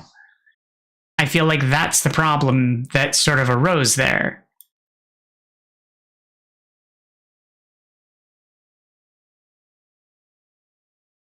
But that's how they made me feel, is that like I couldn't participate in anything anymore because this local group decided that I'm not allowed. And that's super crappy.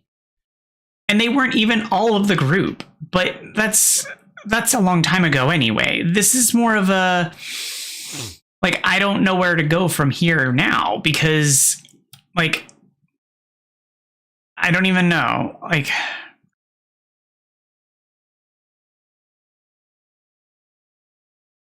it's part of why I struggle with social media too, because there's so much happening to me that feels so cringe and juvenile, and I don't like. I understand silly things, but some of it I'm just like, I don't understand.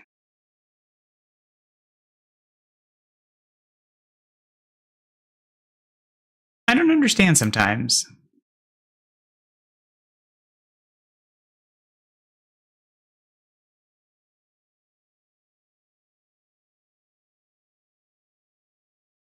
And I also feel like I don't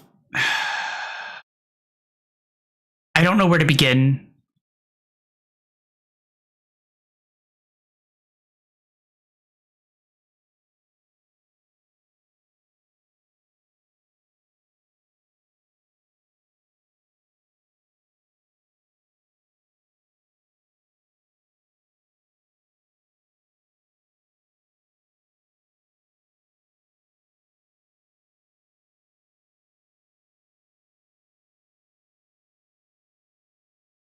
Well, I mean, honestly, apps and lingo, I give a rip about. Like, it's more like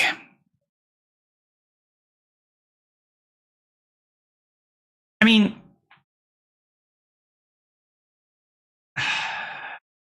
apps just require Googling and like, I don't know, poking about.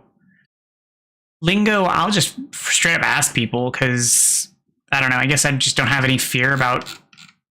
Like, that's, I guess, just the academic side of me. Like, I don't know. I'm not afraid of asking people, like, what do you even mean by that? I just don't know what to say to people anymore. Like, that's why, like, on here, I guess I just find it so much easier to just casually just sit here and wait for people to talk and ask questions and have a discussion. Otherwise, I'll just sit here and chill and talk about the game. Because I don't know, like,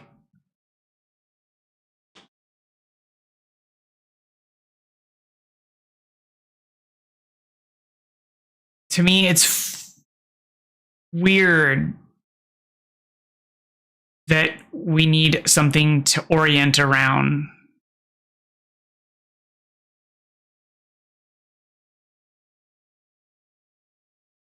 Like, I don't know.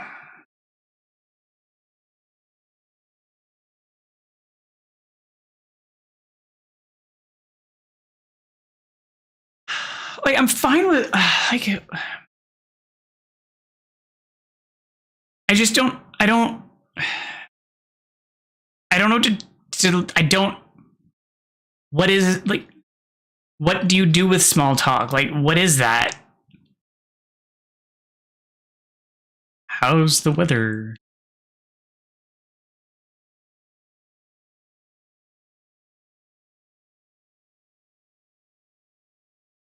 I don't know what to say about it. Like,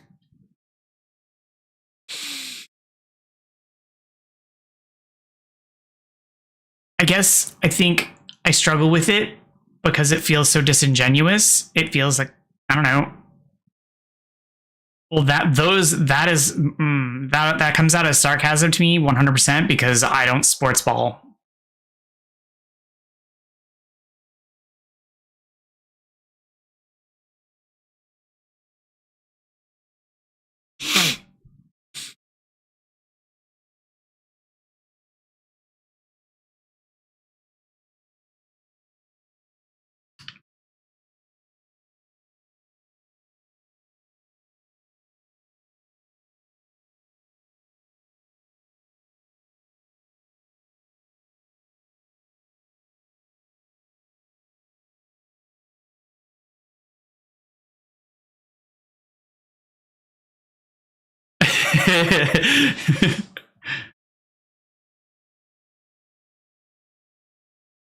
I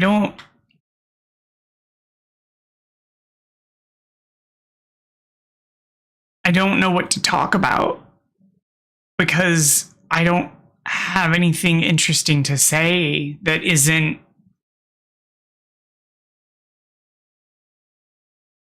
like it's everything in me now is like academic oriented or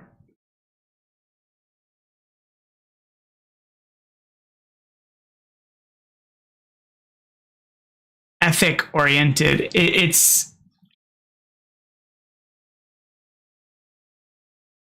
like everything is striving for improvement and it's like so narrow and I just don't leave a lot of room anymore.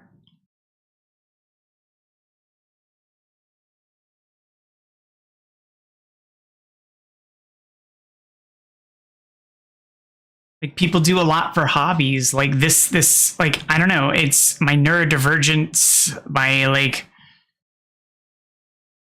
hobby is this now.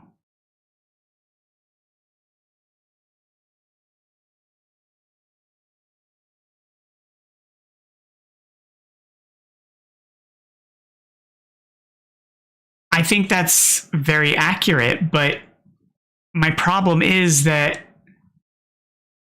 I don't. So I think that is exceptionally accurate.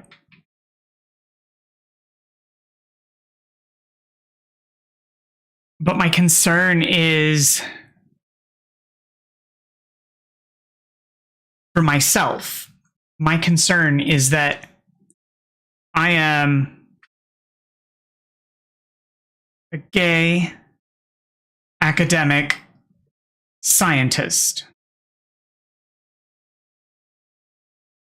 So my options are academia. Well, I just finished that. I'm not going to be able to go back there for a little bit without exploding. Science, which is currently on the downturn, or gay, which is, well, I have a partner, so that's kind of, I mean, like, not something I can just, like, go and do without being, like, in the social ladder area. And I don't have money to be involved in a lot of social outings. And so that's why, like, at the moment.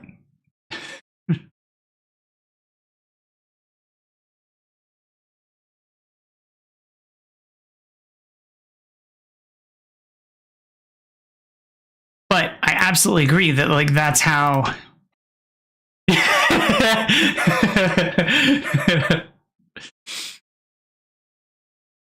Yeah, that is. I mean, well, I feel like Twitch. Yeah, I mean, yeah. Well, I'm hoping that I will eventually get some traction, either on stream, in the work front somewhere, because I'm trying. Like, I am trying. I'm still trying to figure out social media, action area, because I do think that this could be a thing, even if it's not me. Like, as I've said before, it doesn't even have to be me. I just think that the premise is sound.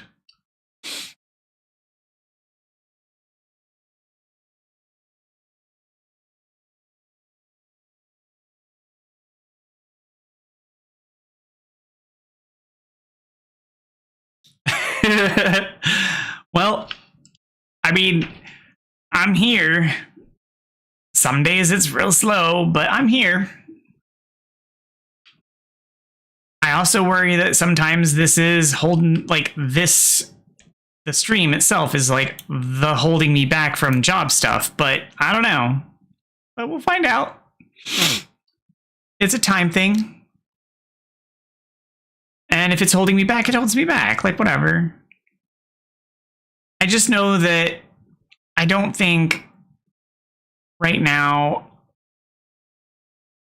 like, contracting is where I want to be. I don't know. I think I would rather work in an ethically positive space. And I want to do something that helps people. So, like, this is kind of a good space for me. This kind of stuff. Like, not necessarily this specifically, but like something kind of like this.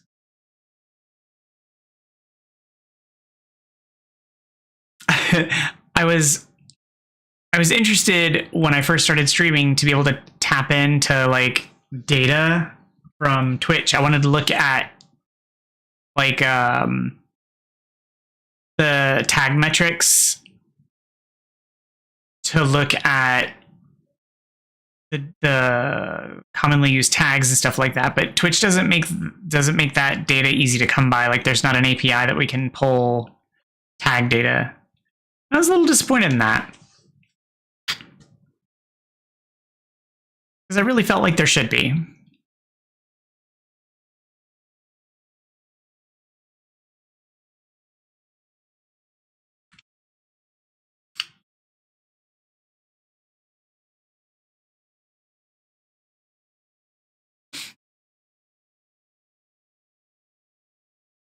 Oh, I need more honey. Okay. I'll wait here. More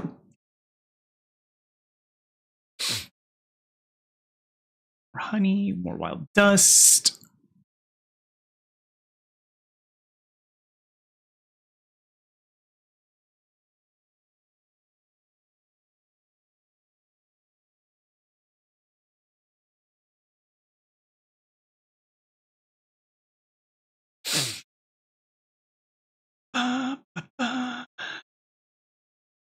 While he's doing that, I will read the message from Thora. Hey B, how's goes the exploring? Word is you're up to your eyeballs in mysteries over there. Sure sounds exciting. Me, I'm wondering why baby stuff is so needlessly difficult. I've climbed mountains that were easier than putting together a crib with this tiny Allen wrench they give you. Anyway, Hobson and I just wanted to say thank you. I didn't think we would have come to realize we wanted a kiddo without you in our lives. I always saw a bit of myself in you, and after you restored Hobson's dusty old ranch, it made us realize that not only the marks we've left on this world matter, but it's a hoot to see a younger lot do something new with it all. So it's going to be a real treat to see what our little one ends up doing with this ranch, or whatever else their heart takes them. So thank you, Bee. Hobson and I are better off having had you be a little part of our lives, and I wish you the very best, always. Oh, but one more thing. Hobson wants to know why you decided not to use that big old ancient device in the ruins of the Glass Desert to go on some grand adventure across the cosmos. I told him Hobson Twillager's a woman's decision to travel across space and time is theirs and theirs alone, but he is both stubborn and curious to a fault. It was broken? Well, that doesn't sound right. Hobson said he left that thing primed and ready to go before we went. He went and walked away, said he was leaving the door open for the next adventurous soul out there. Well, Beatrix LeBeau, seems you just found yourself another mystery. Good luck with that one, Bee. Maybe when this is all done, you should write yourself a book on it. Would make for a heck of an adventure story.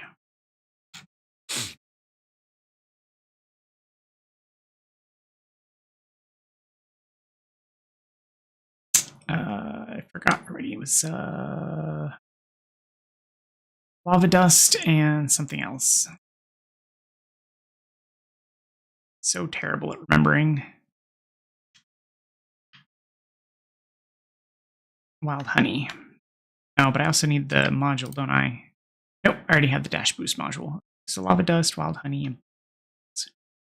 Hey, Als, how's it going?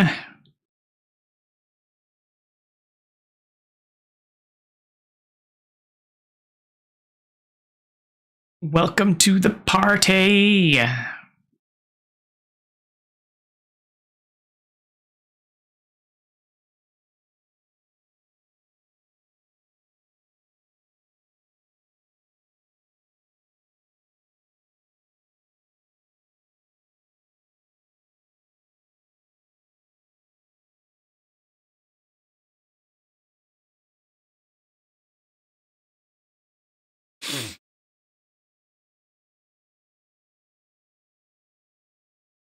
I mean, why wouldn't you?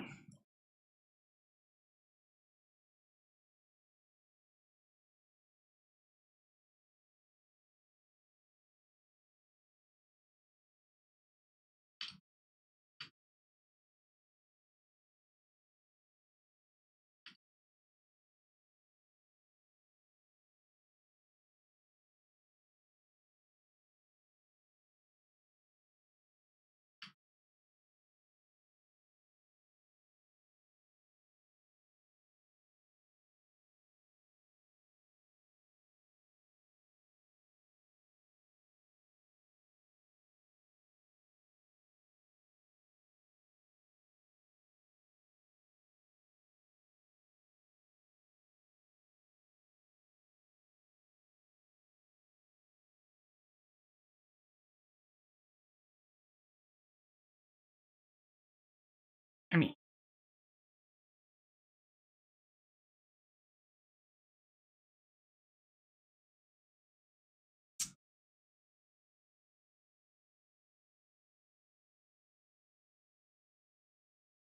okay, so isn't that like good?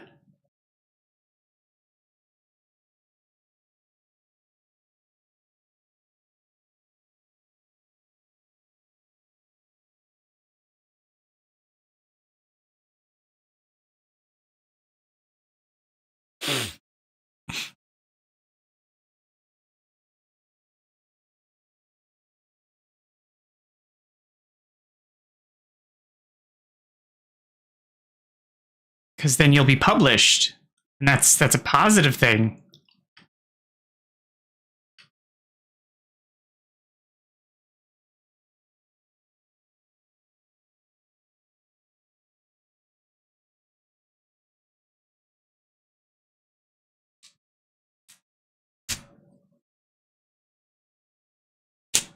When is the deadline?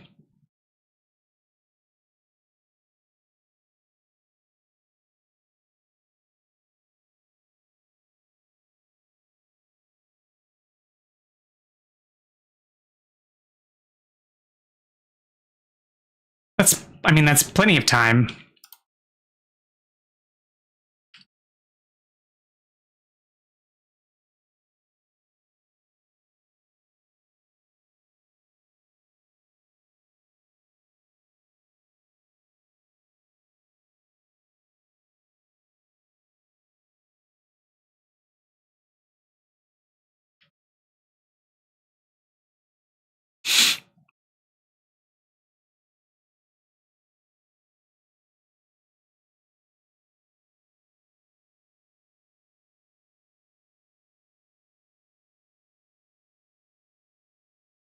Right, but it's plenty of time for us to figure it out.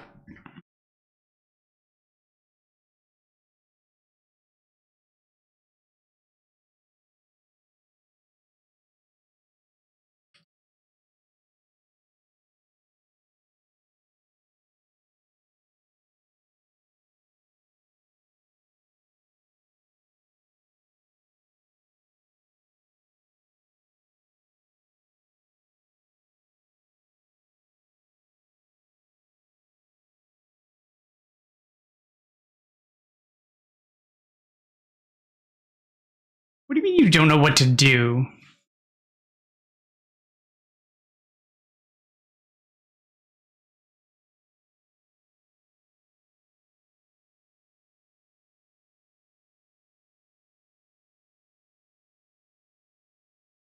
Well, the first step is you read the instructions.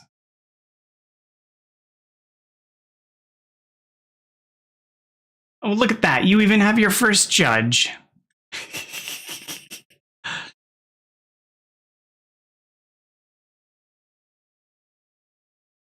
A manuscript is just a document.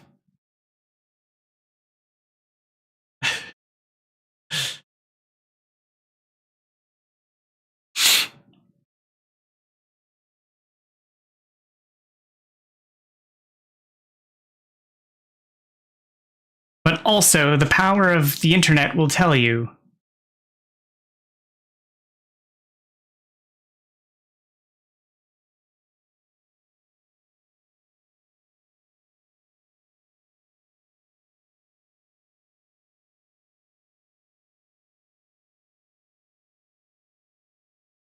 What do you mean, who gets what name?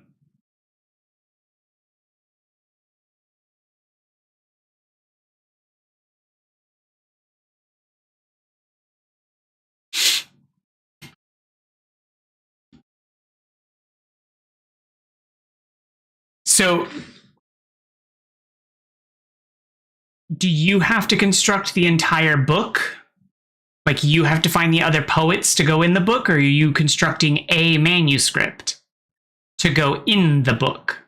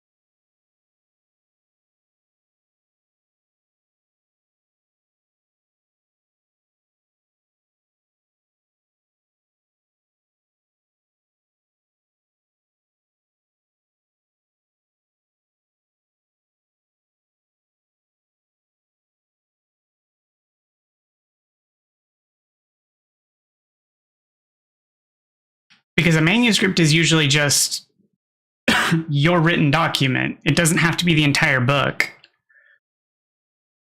And if it's a like a poetry book, it might be like you're going to be added to a book of poems along with other people, but they're like you're just one of the winners.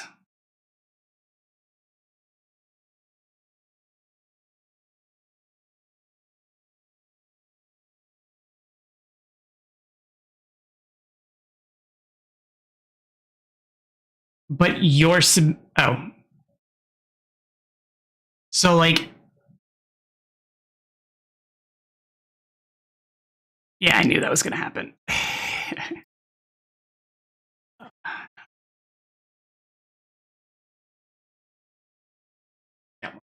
uh,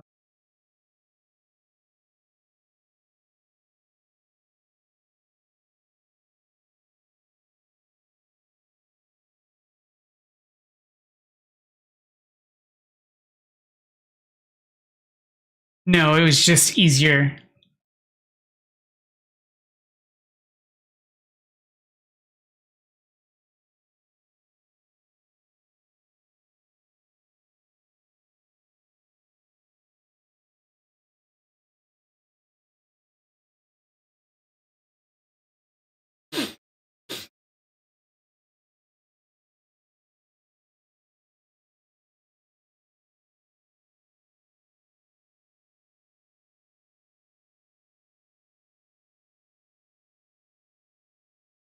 Oh wow.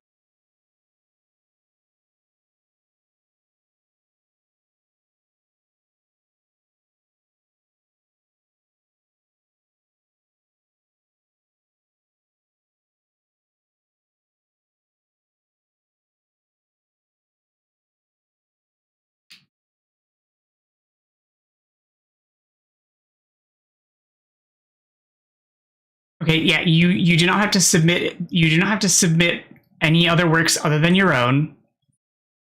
Um, this is weird though.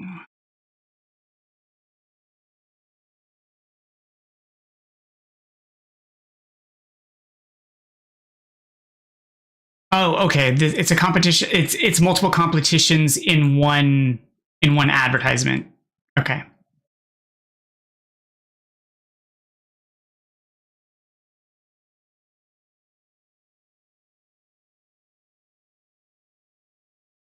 There is a $25 submission fee.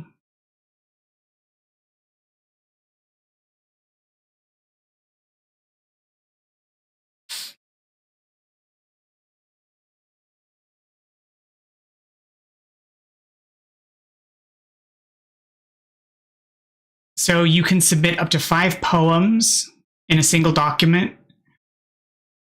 They do want it camera ready. If you're unfamiliar with the term, it means that your formatting and text needs to be precision formatted. Yeah, I'll drop it in Discord.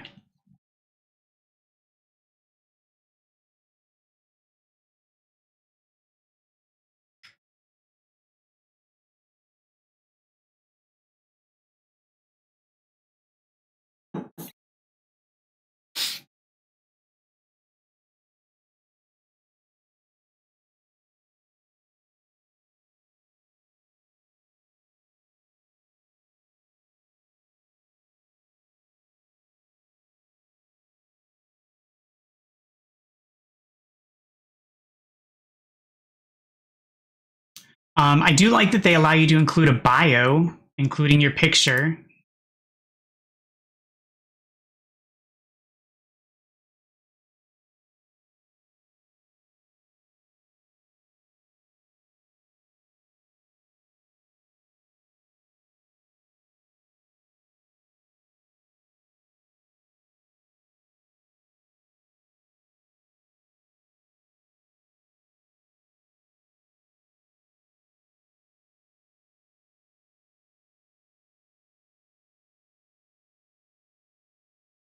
They also provide you a PDF version of the anthology, which is also nice because then you can keep an archive of it, which you certainly should do. I try to keep an archive of all of my publications.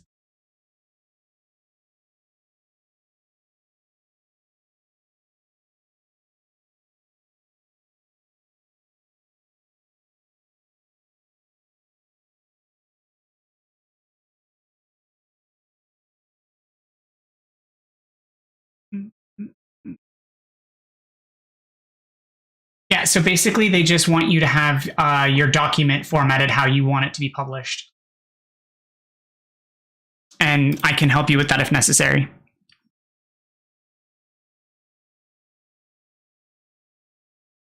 Typesetting is something I find fun. Also frustrating, but fun.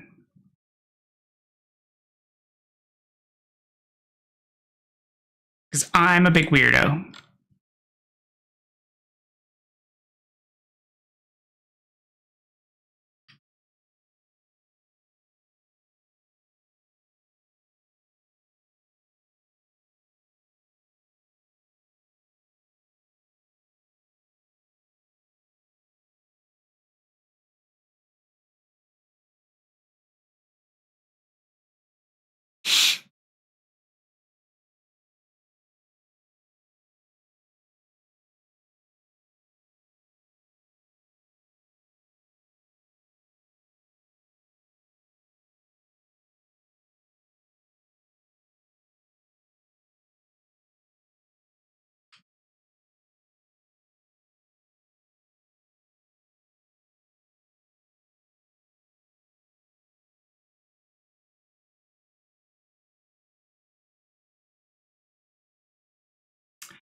I think it would be useful if the competition had a theme, but it doesn't seem to have one. At least not based on like the submission guidelines.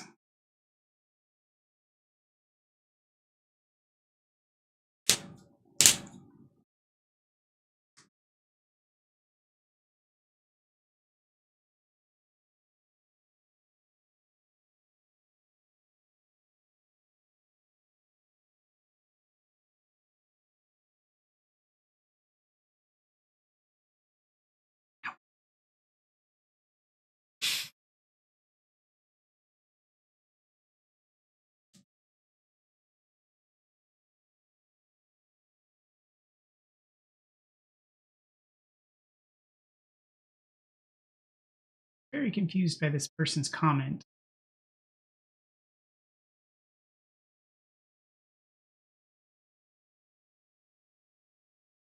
No, but it would be easier to form, like, to select which poems to include if there was some sort of like genre or theme to sort of fit it around, like, versus just trying to which ones to pick. Like, if you had some sort of way to sculpt like an idea, it might, is all I was saying, is like it might, to kind of like fit it around. But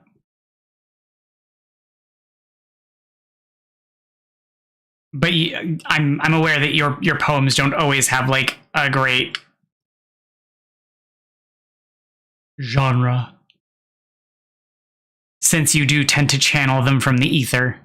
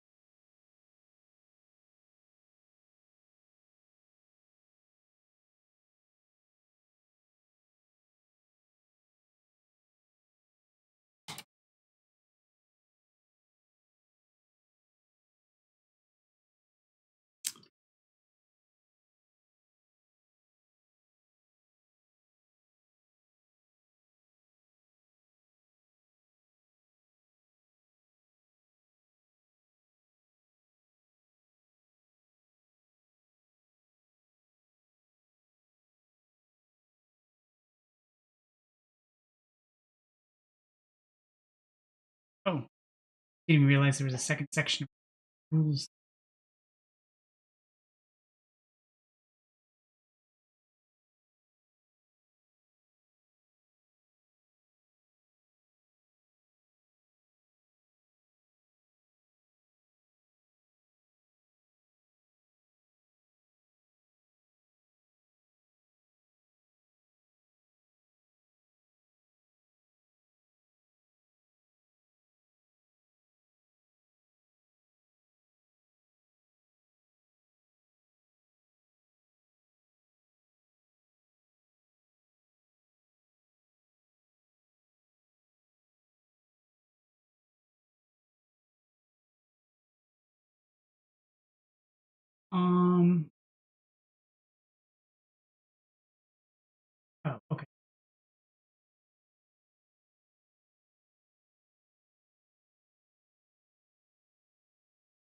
Oh, okay. That was confusing.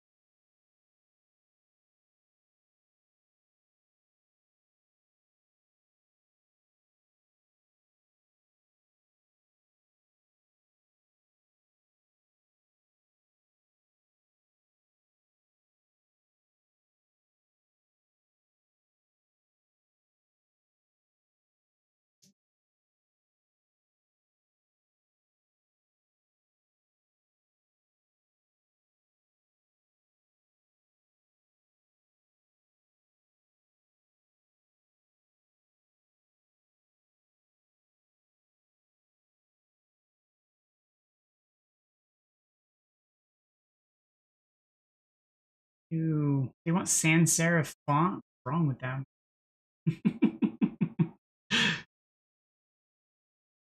Okay, take care, casual.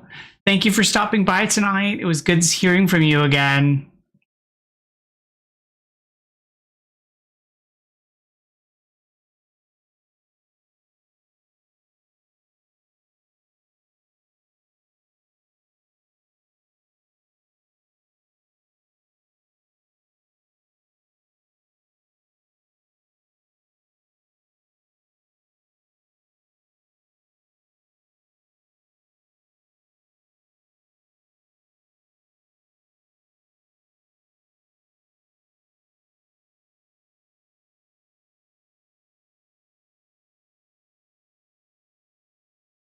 Hmm.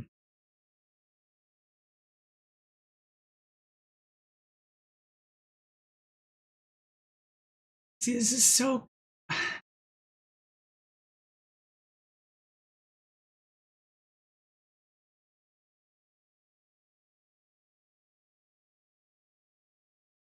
This is very confusing.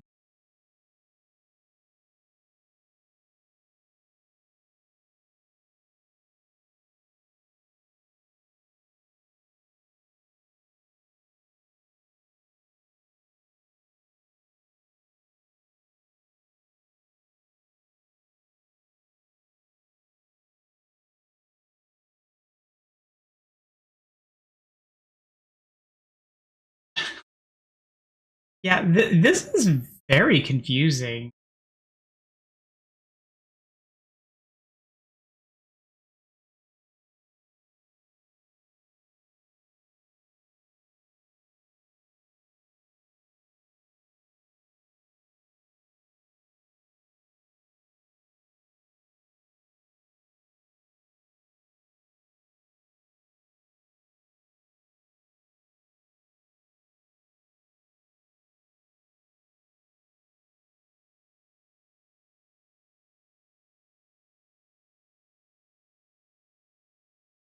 We're definitely gonna have like if that's something you're gonna want to do, we're gonna have to email to ask questions.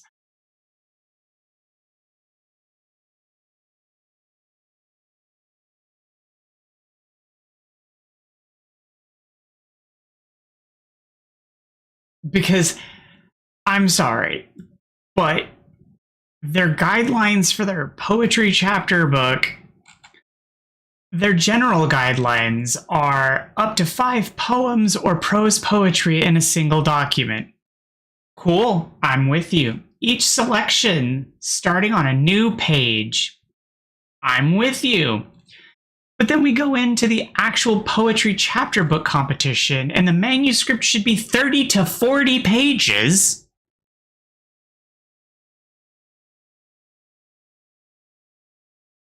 What?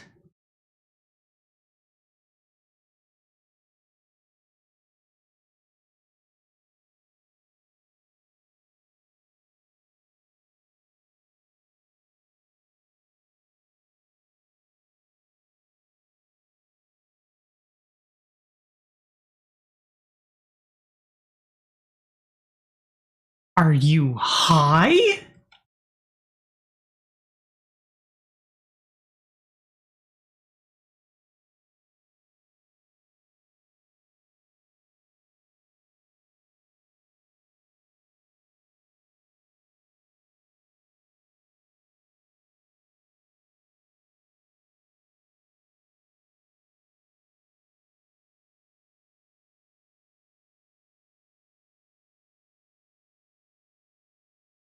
On a separate note, the How We Learned to Leave is also got a poetry section.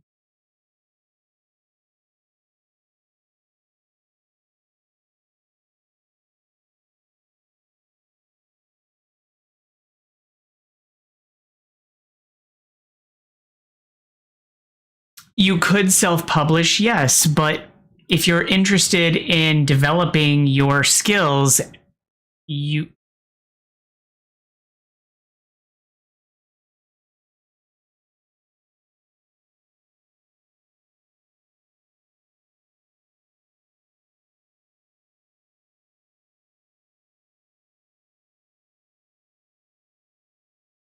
yeah, I don't think I don't think that's the case. That is absurd. I cannot fathom them thinking that I can't fathom that you have to submit an entire book of poems to be like, ta-da! Take my $25 and publish me for free.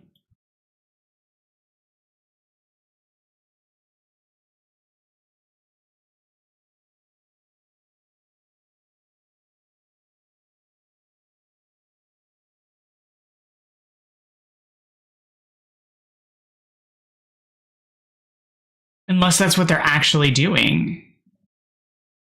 Oh my god, is that what they're actually doing?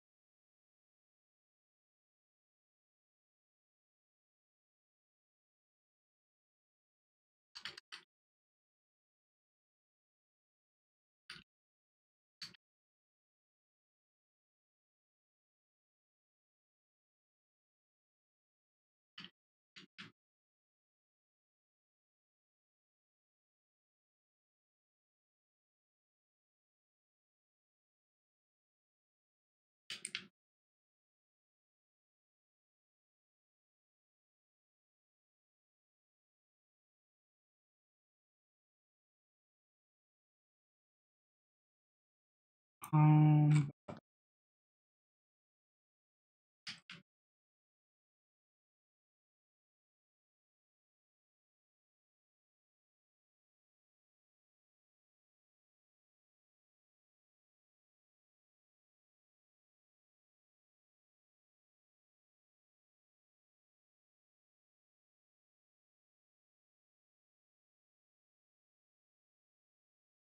what does that fucking mean?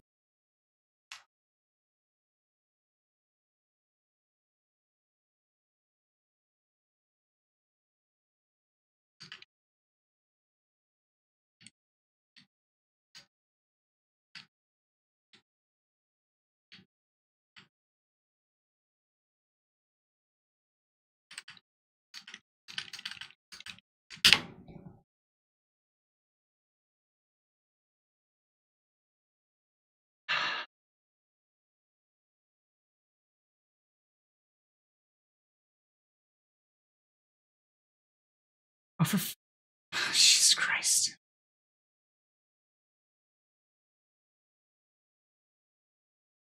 Are you seriously?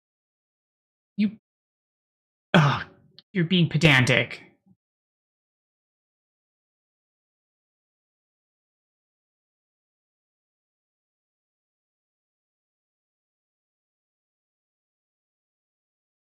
$18 pages.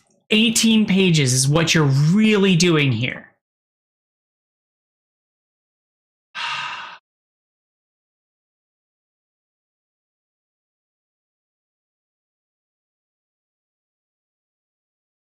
Okay. All right, Al's, you still there?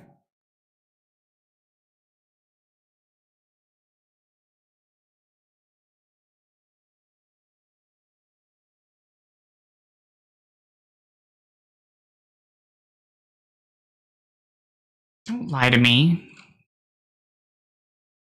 Okay. So from what I can tell,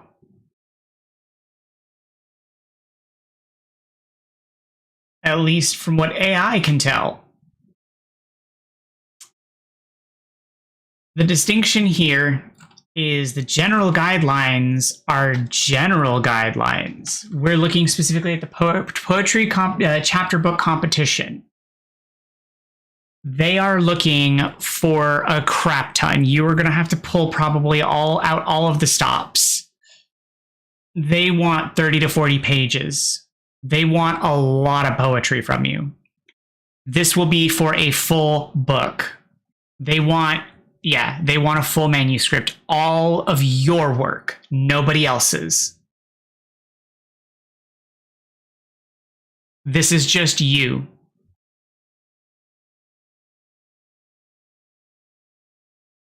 As it stipulates, we do not accept co-author collections. So this is just one author. This is an opportunity for you to self-publish, essentially, for $25. If they like your work.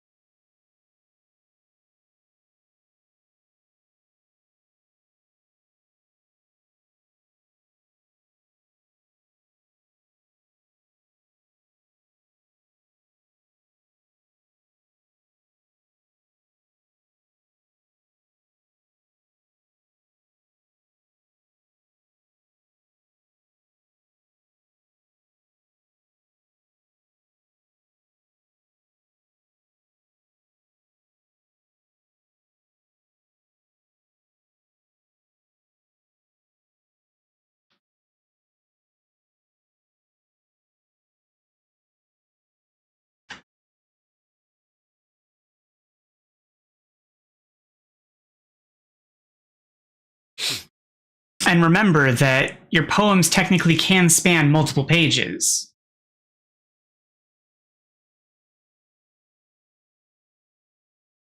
If they're long enough.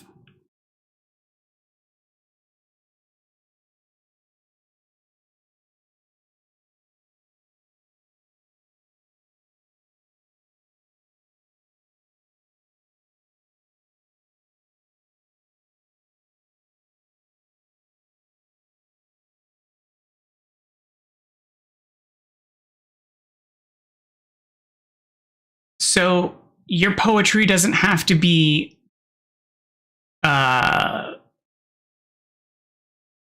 enough as an essay. Remember that it's formatting too. So like if it's intended to be written in stanza,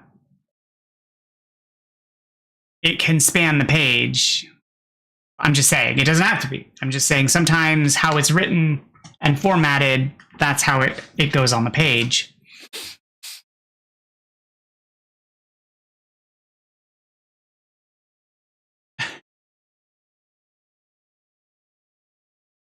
Oh.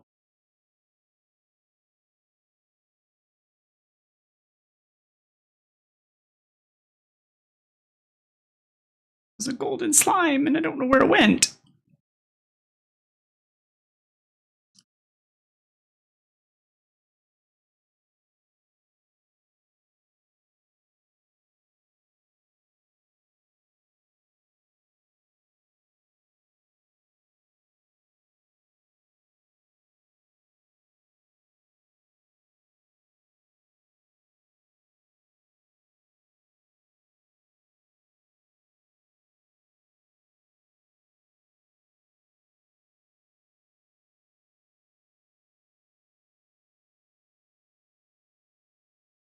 No, but you don't have to tell me everything. As I said before, you don't have to tell me everything. You tell me the things that you want me to know and when you want me to know them. And if you feel like sharing, I'm not your mother. I'm just a friend.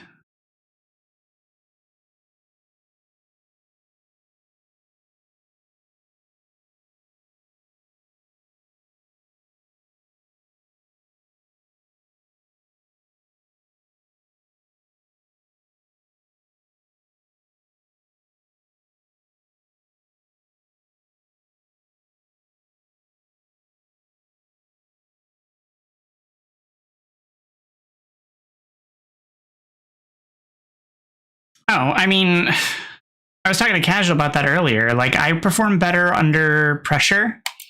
And so I tend to do that too. Like, I put things off as a way of getting me to do things because I don't like doing certain things.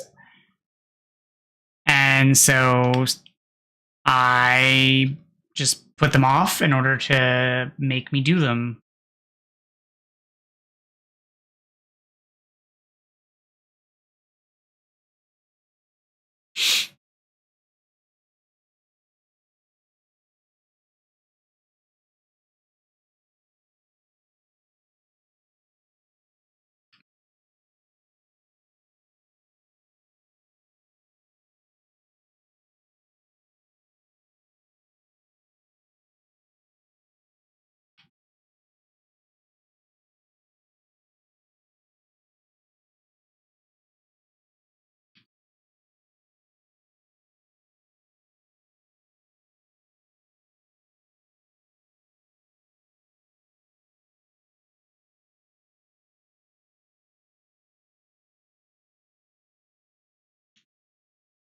You need a pseudonym? Why do you need a pseudonym?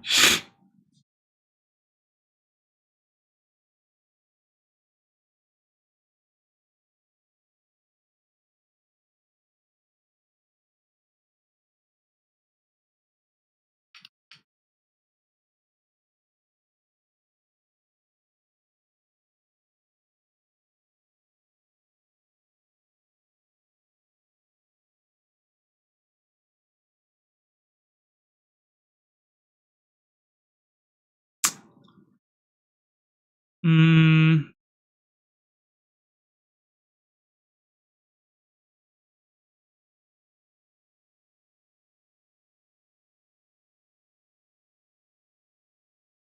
well, if I may,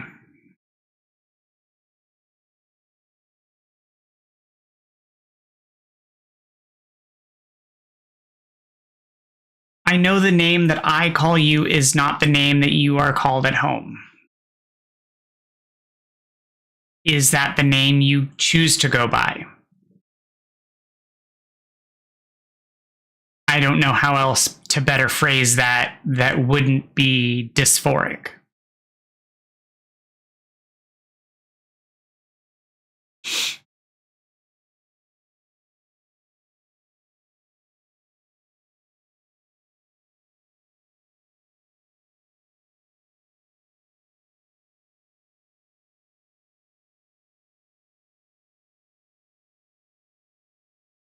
Okay. Have you selected a new name to replace your dead name?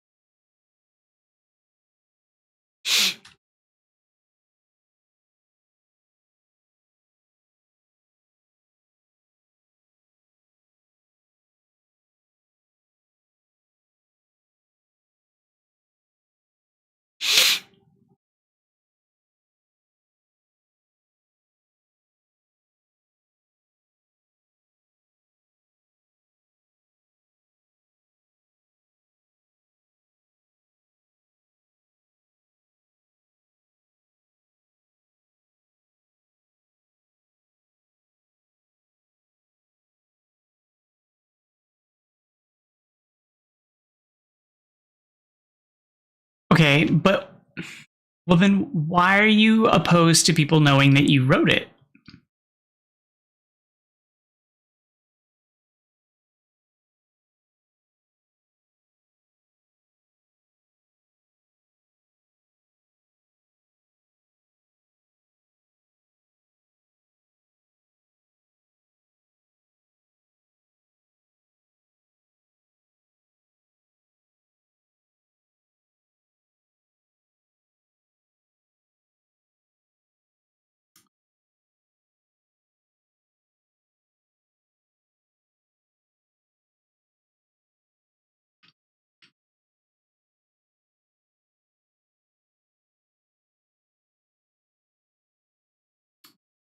Okay.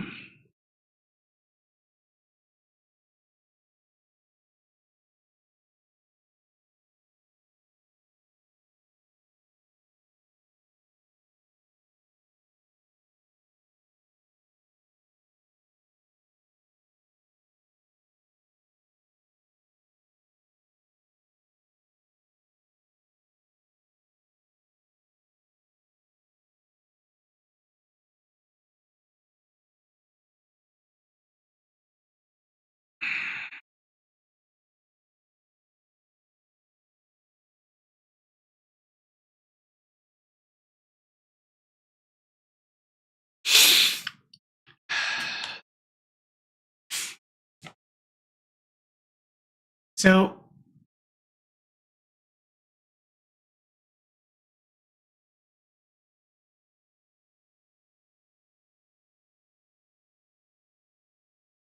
while I understand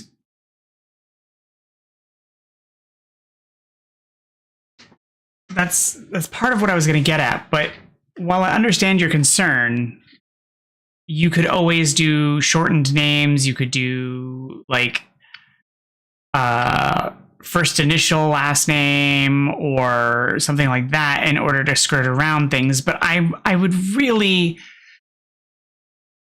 you're not.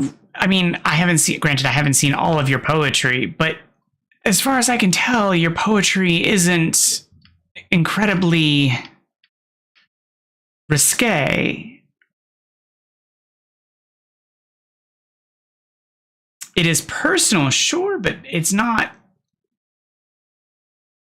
It isn't terribly telling or taboo.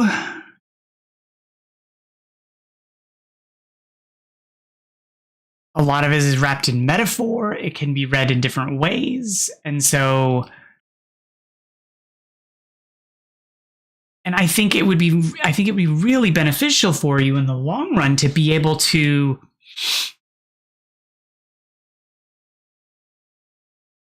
but I also think it would be beneficial to be able to put that down on your resume as being published. I mean, it might not be like a huge leg up, but to be, 19 and have a book published, that's not, oh, I have a poem published. That's not, oh, I have like a short story. That is a book. A whole book of yours published. But if you have it under a pen name, it's a lot harder to be like, I have a book published. It's much harder to wave that clout on a resume. It's much harder to be like, oh yeah, no, I have a book published. Oh, you know what I mean?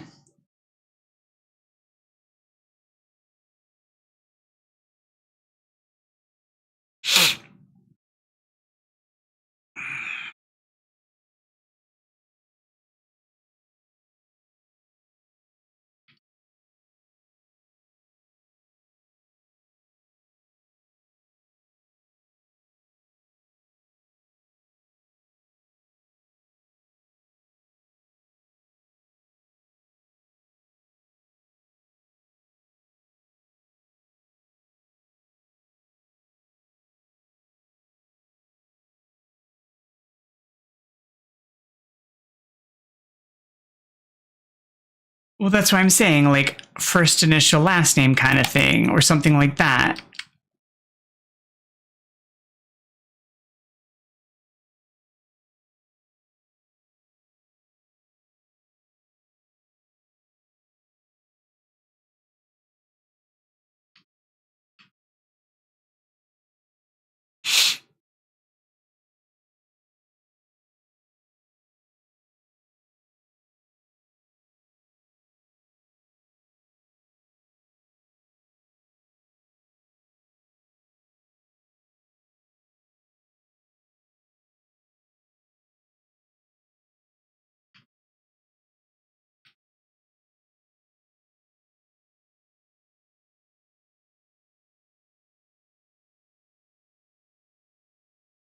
And you definitely, if you're planning to do a pseudonym or something like that, like if you aren't willing to go with some sort of derivative of your legal name, you certainly will need to ask the publisher if that's something they're willing to do.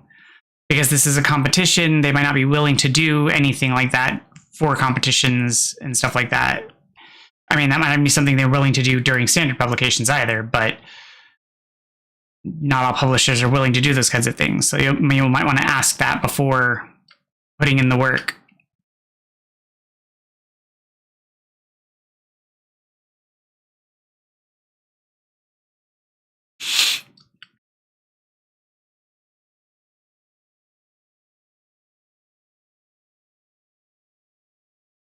And if you do submit and you do win, you have to tell me the title so that I can buy a copy.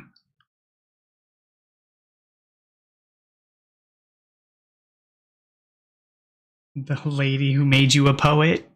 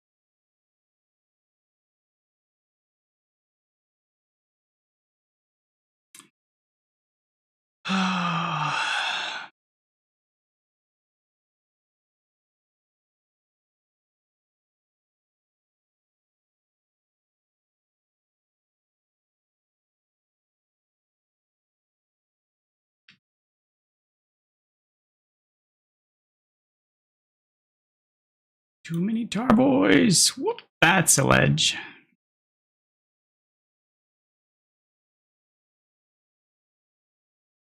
Unseen scars.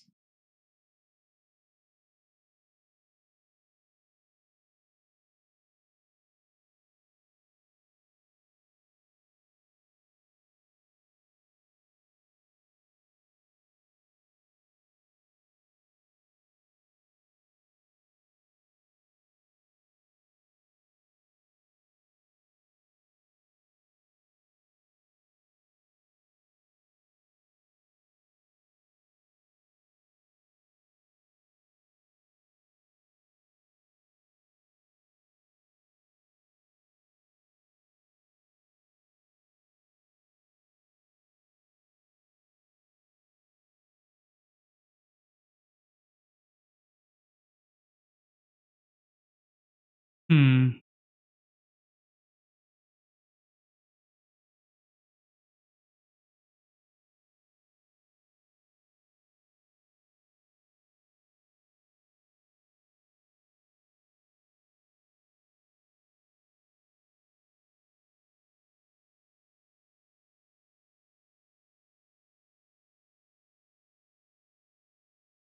Hmm.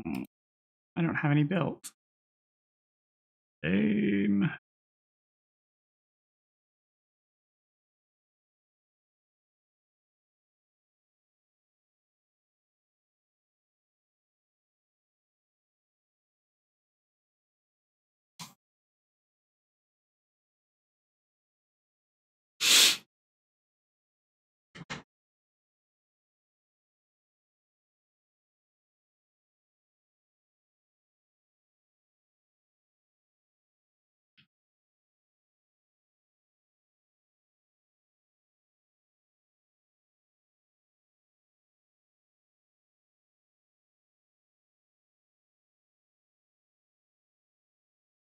And just got these tabby plorts.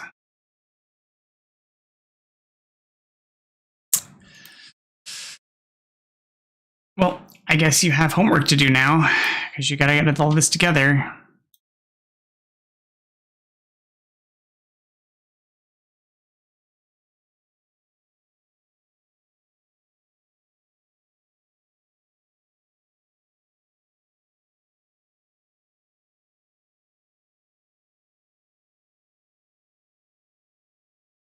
I don't like that they're insisting on it being in a Microsoft Word format, though.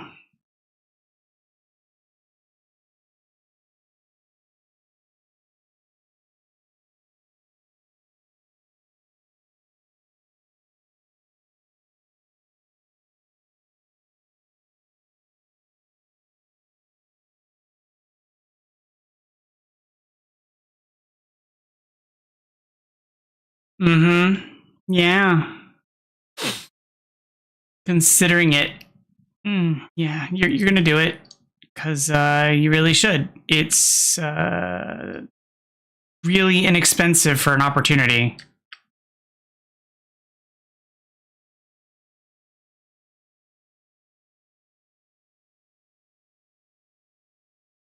It's cheaper than applying to grad school.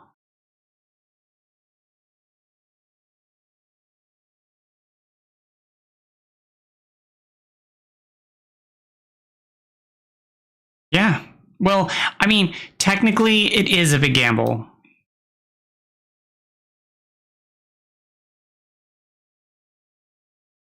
Because you are technically sending your materials to a publishing company. So like there is a bit of a risk.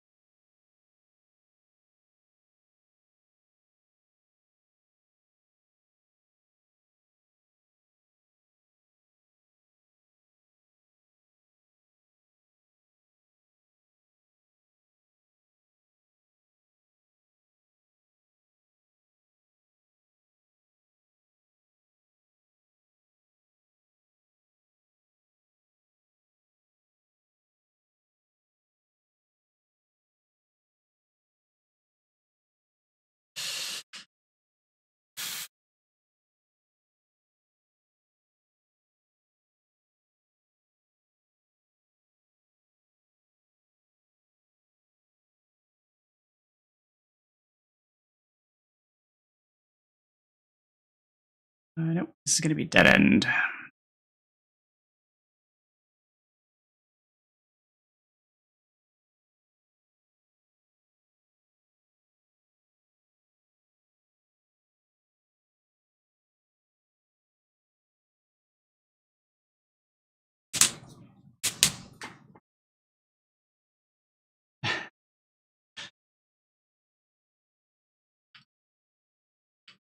You can do it. I know you don't like to, but you can do it.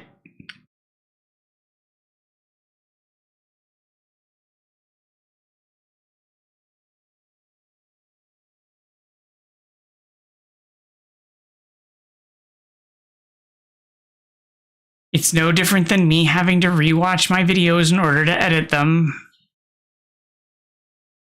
I was been doing it the last couple of days.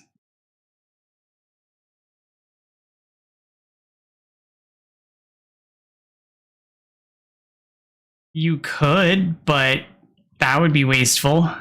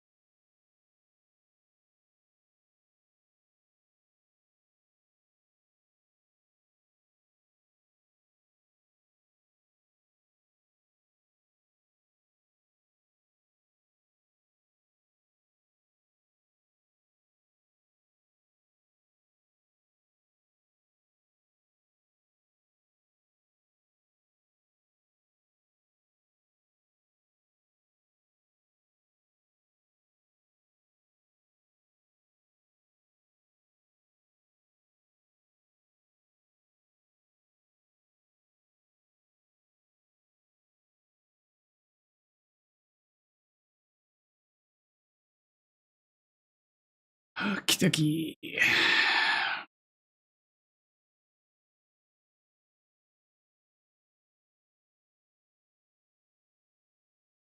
Yeah, but it'll be cheaper for me to order one from a local distributor rather than having you mail one across with, postage, tariffs.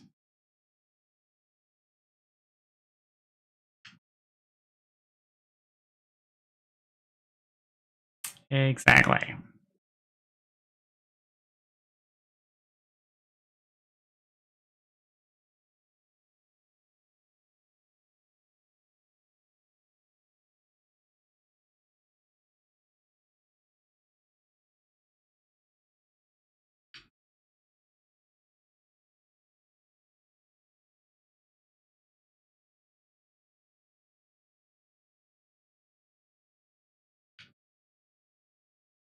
All right, Ingleports. Done.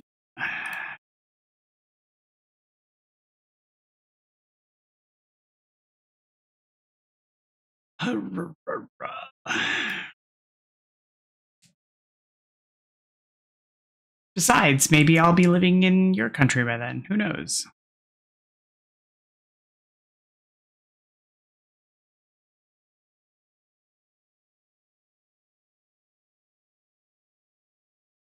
Or maybe I'll be living in the EU by then. I don't know.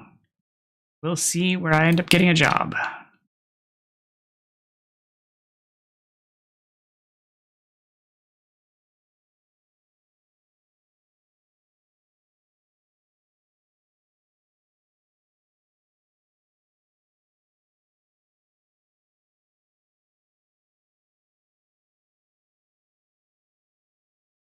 If it's what I think it is, it's one of those like survival, like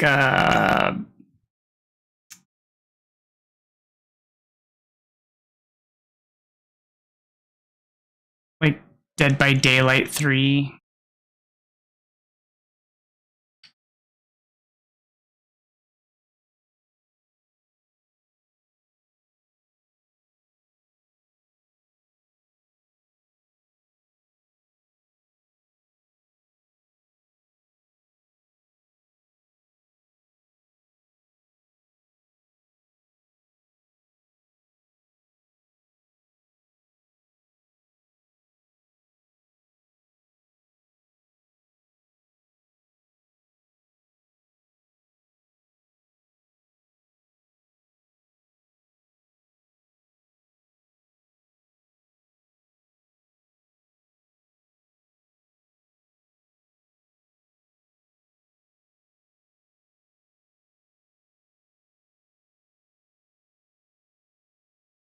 Oh no, it's more like I guess it's more like Among Us. Maybe? I don't know.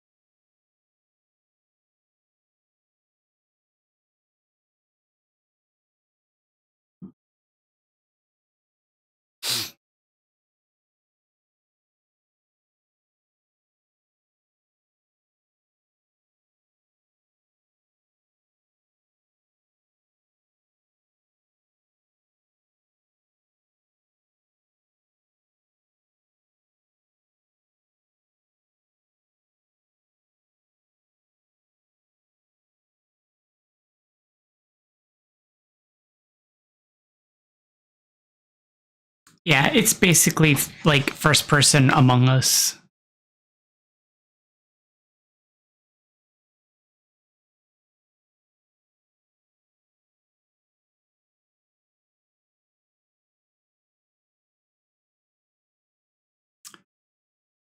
Okay, rock plorts. I need 21 more.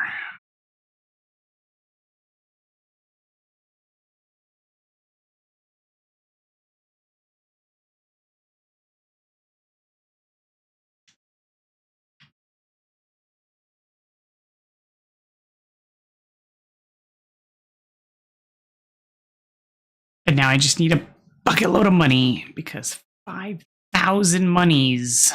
Absurd amount.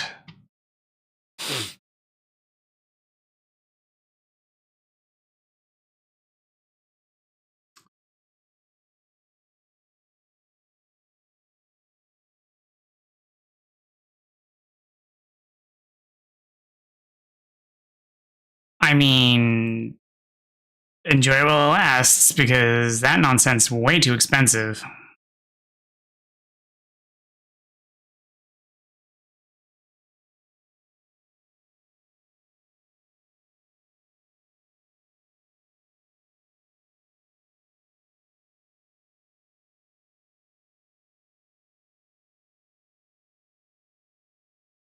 Especially since they raised the price.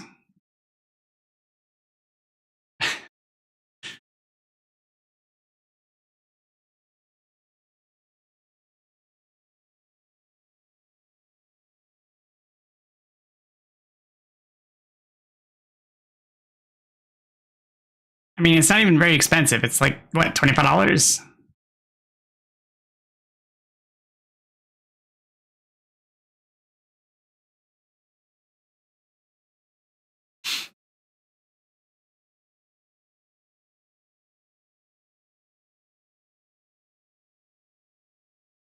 How did you give yourself food poisoning?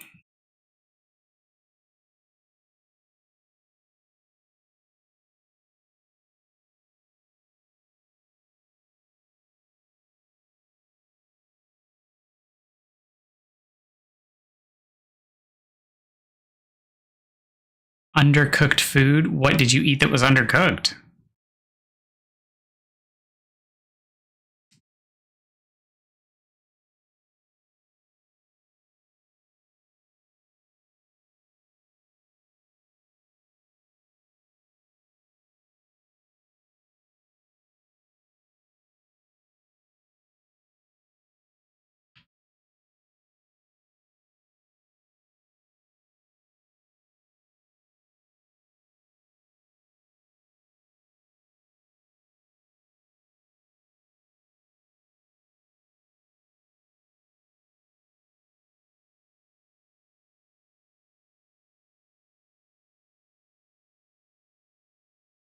What did you eat that was undercooked that you're not admitting to?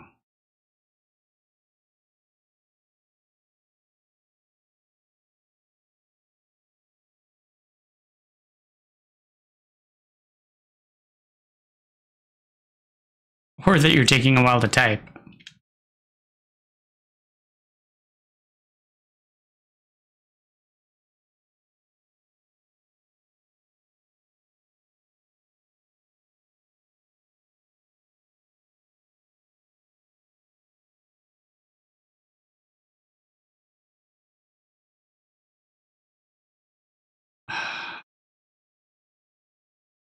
That doesn't sound very healthy.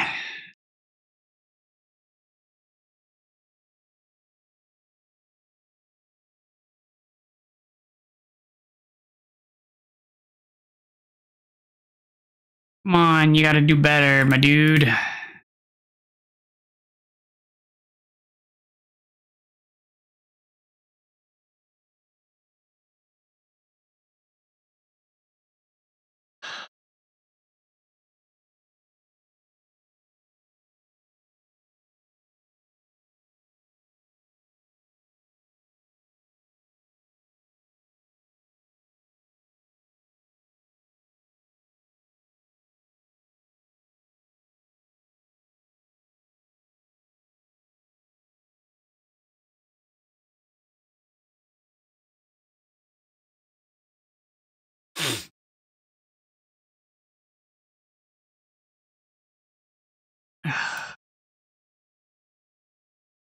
Must be nice.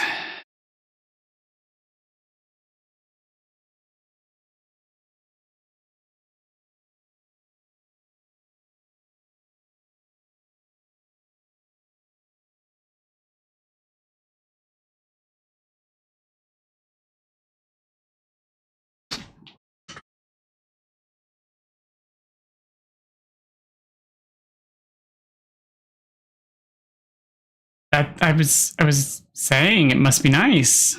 I was just saying it must be nice to be like that.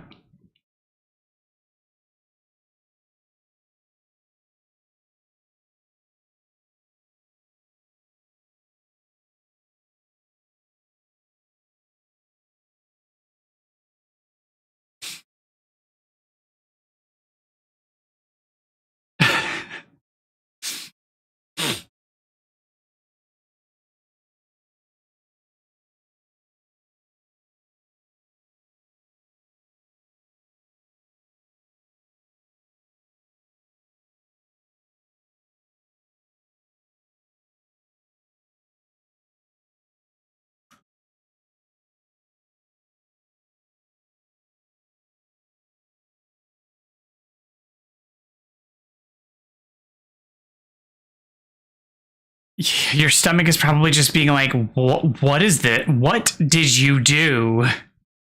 We'll have none of this nonsense. Absolutely not.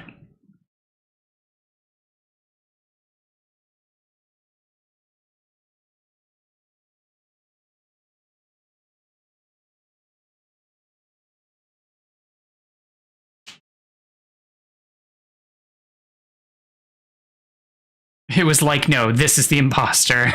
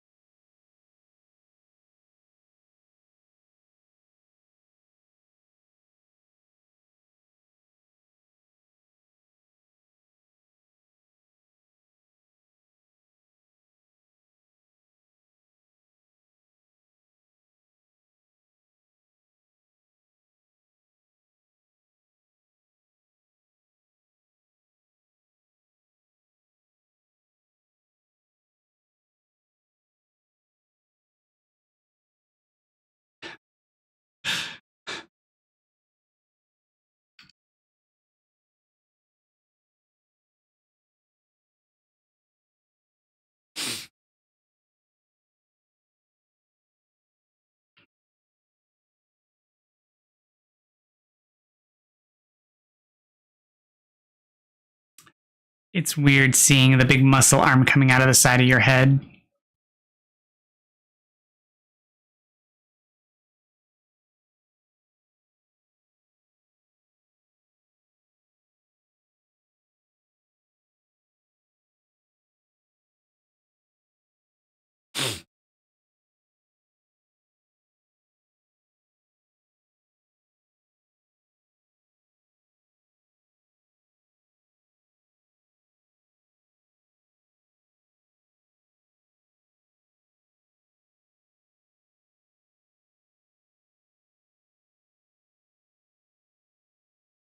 No, I'm pretty sure it's exactly your fault.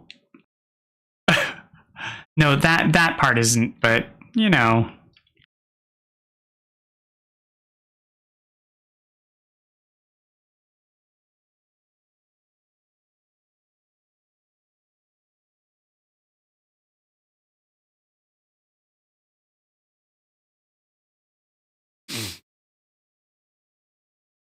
So I did another video today.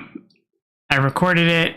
I got it all done, and I was doing the edits. And I was really pleased with it. And I was, all the way to the end of the video edits, and I was like, this is really good. I'm almost done. And I got all the way to the end, and I was like, all right, this ending kind of sucks. That's fine. I'll just be able to redo the ending. And then I was like, wait. Damn it. I can't redo the ending. I'd have to reshoot the whole thing. And I was mad.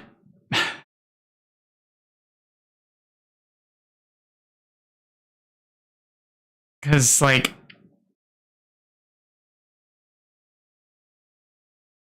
I just... Because I had done it, and and I recorded it and I just trailed off at the end and I didn't like how I'd said the ending and I had waited too long between the recording and the editing because I had to go pick up my partner from the metro station because I took the car today to go to my in-person work group meeting because he had to go to a doctor's visit, so he took the metro. And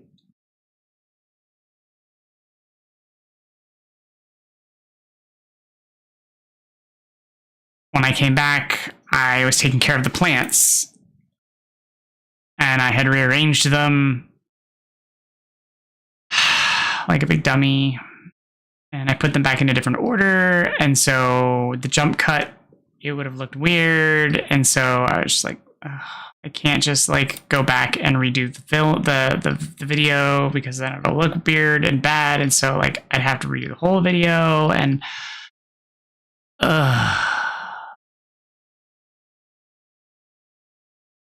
yeah.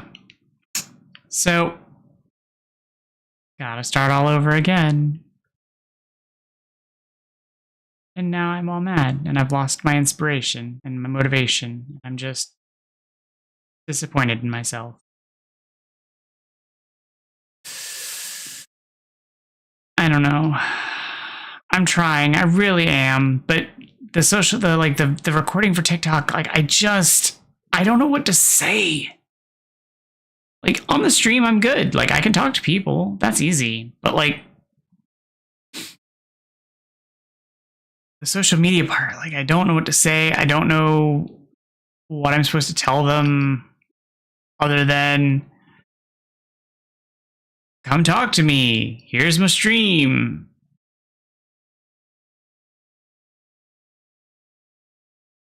Technical, you're talking pixels. But like, I don't want to just repeat the same thing every time I upload a video. Just telling them like what Strange Days is about.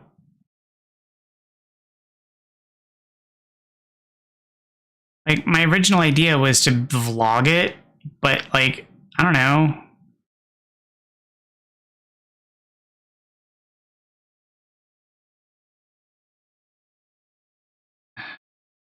My original idea was just like vlog what my experience has been, but I don't know. No.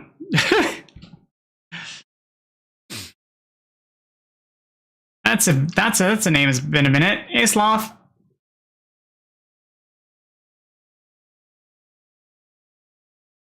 We're all strangers, and we're all figments. Turn out of juice.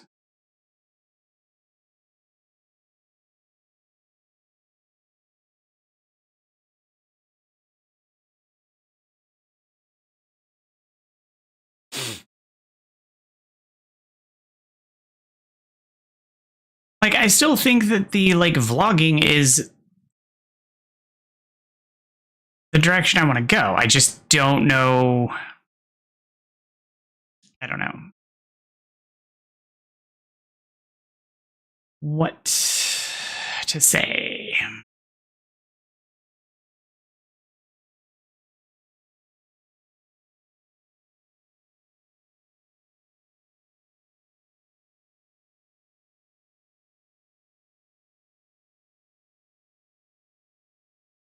I mean, that's not helpful because I don't have anyone to talk to. Like, it's because you're not there responding, so there's no reaction. Like, there's no chat happening, so it's not the same.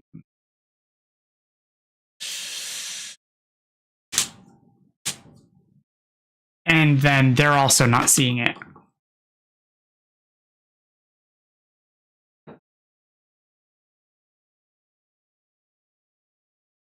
Is that a blue ditto?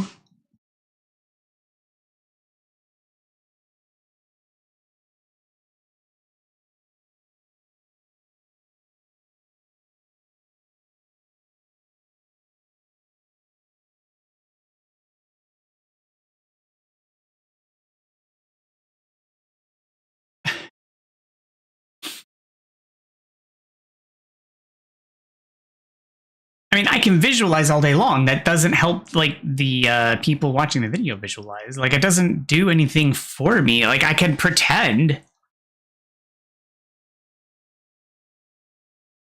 It almost makes me think of, like, Poppy Playtime, despite how I've not played it.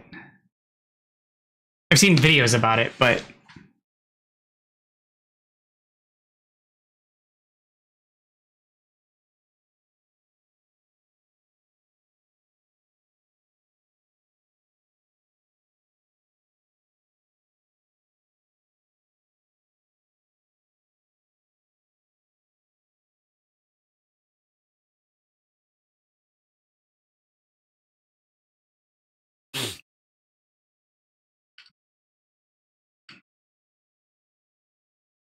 I don't even know those names.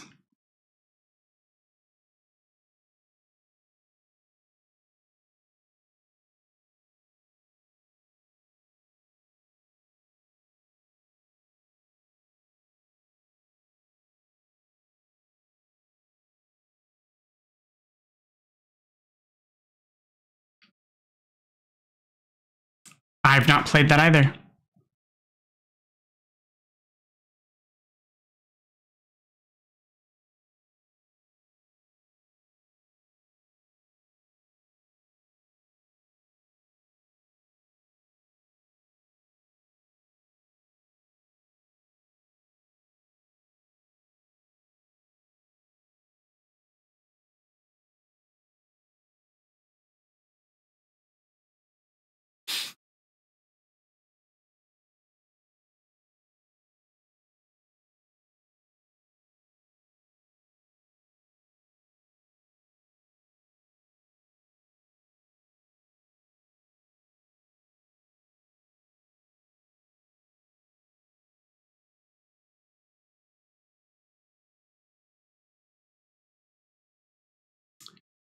And what goal will that be?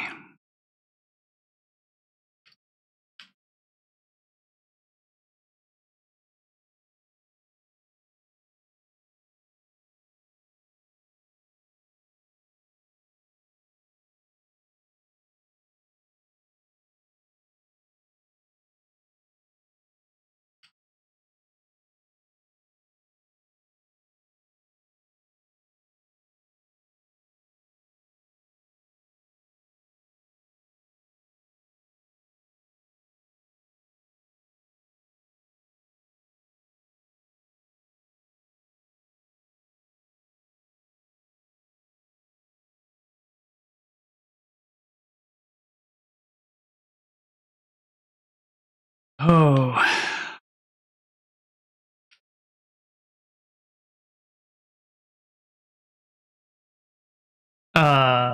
Tuesday?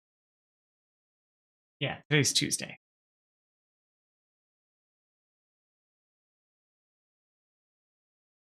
So does that mean I have to work on Friday?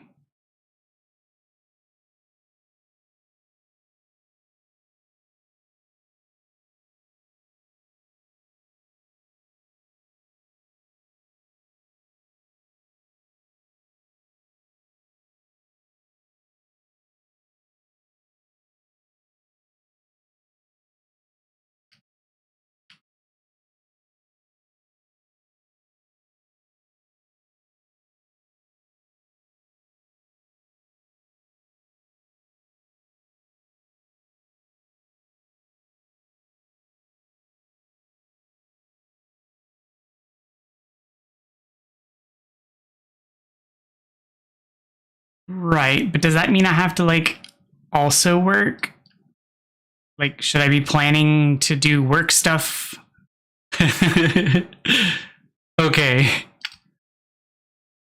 Okay, just making sure, like, I was making sure I didn't have to, like, body double specifically. Because I could do that too. I had a stream where I was working on things and was being productive. I rewrote my dissertation analysis on a stream.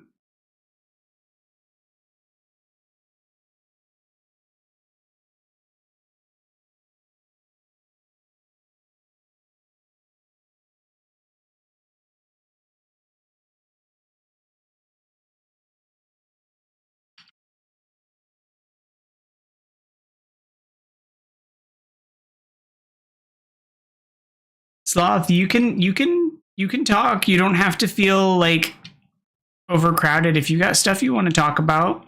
I'm just saying.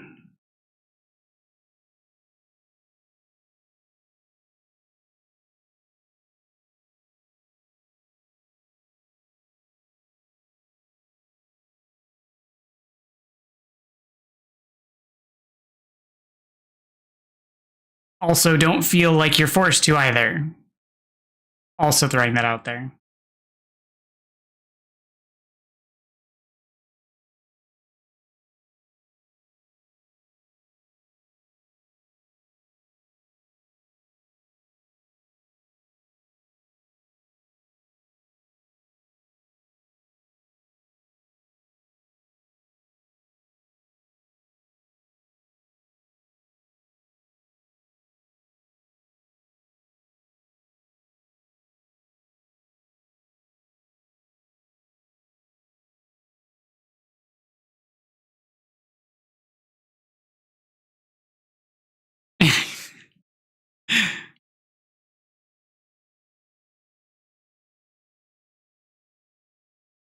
I'm fairly certain that's what my partner would say.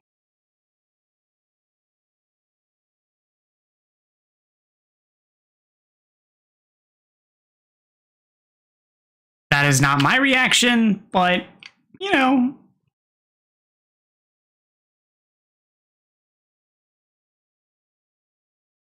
I'm not one to yuck other people's yum.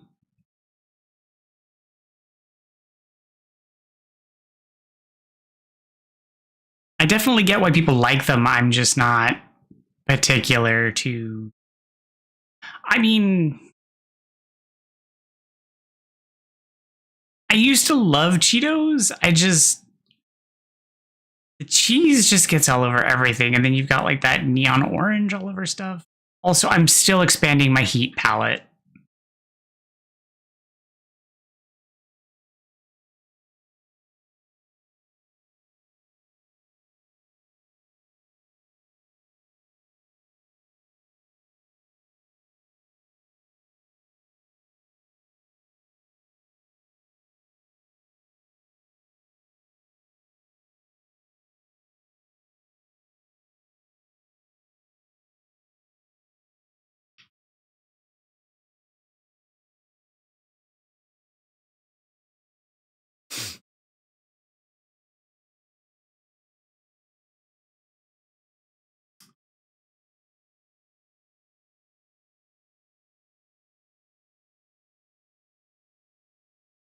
Hmm. Nothing through there. Okay, that's weird. Thought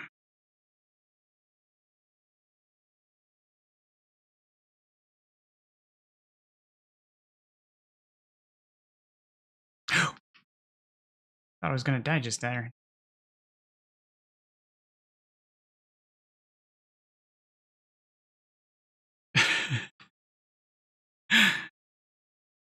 I didn't want to die. I have 20 slippery sand or whatever it's called. Silky sand. And I need it. I didn't want to lose it because I died.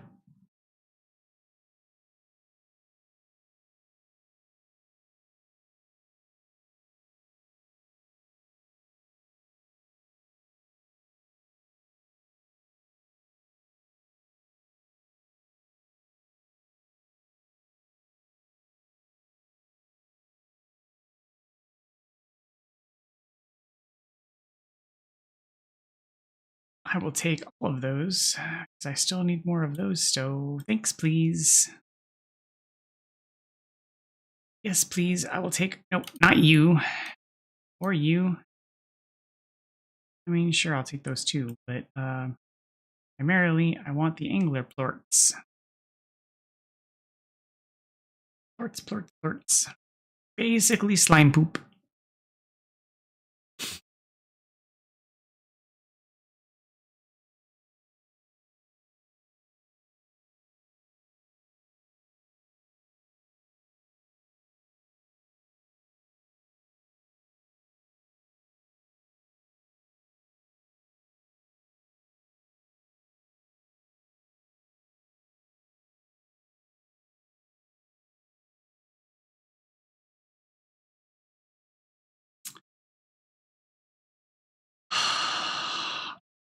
I am very sorry to hear that. I know what it's like to have that trouble.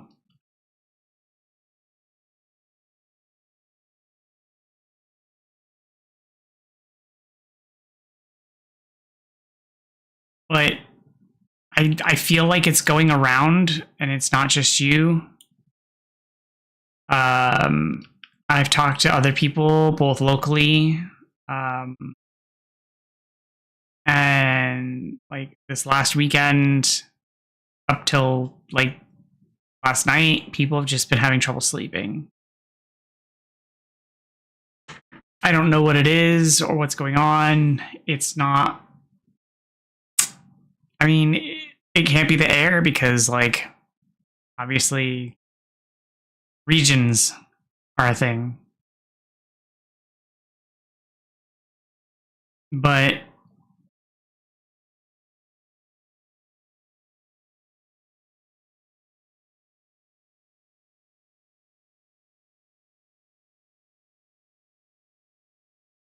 it's probably all the stress we're under.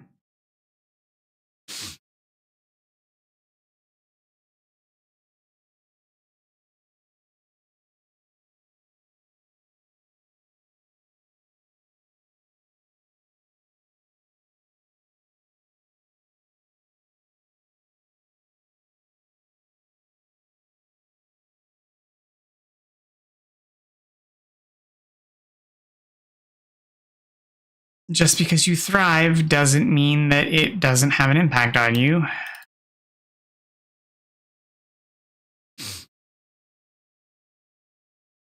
The fact that you thrive in of itself is an impact.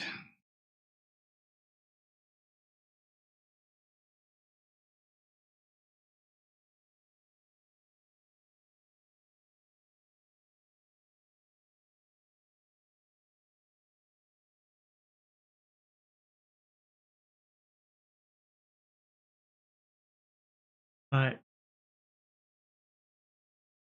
it's a lot just all around all the time, and you have to remember that, you know, we're dealing.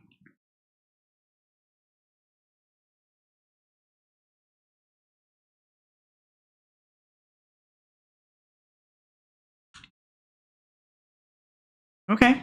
Well, you have a good rest of your evening. You sleep well, or try to, and we'll see you again tomorrow.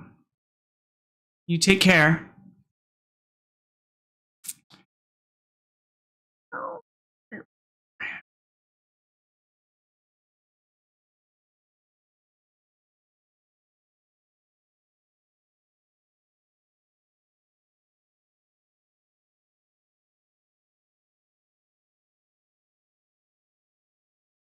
Well, do your best to try and sleep. I know it's not the easiest thing, especially for you.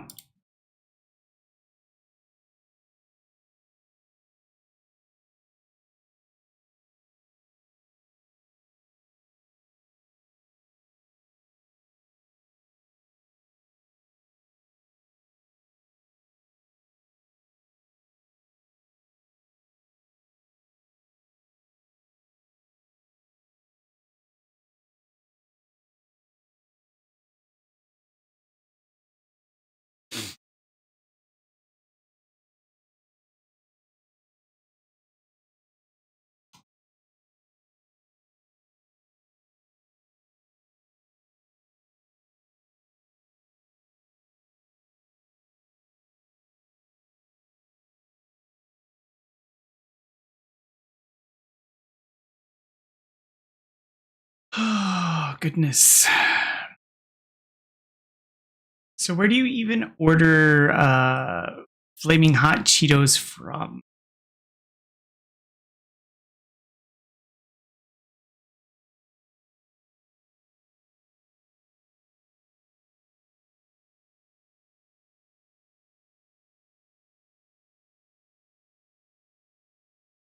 Do they really? I didn't know that. Learn something new every day.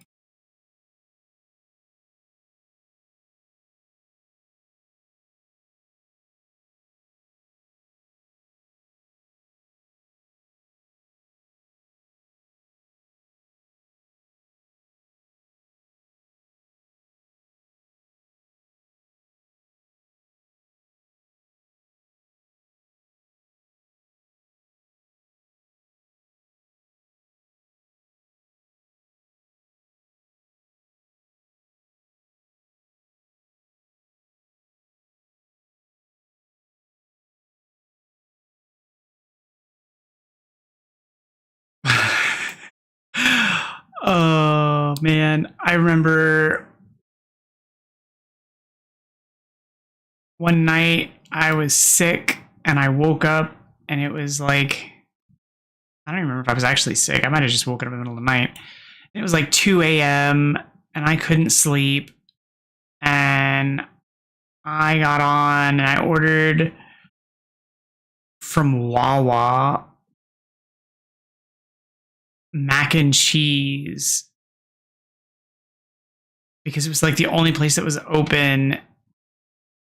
I had to order like 3 orders of mac and cheese or 2 orders of mac and cheese and a sandwich in order to get the order to deliver.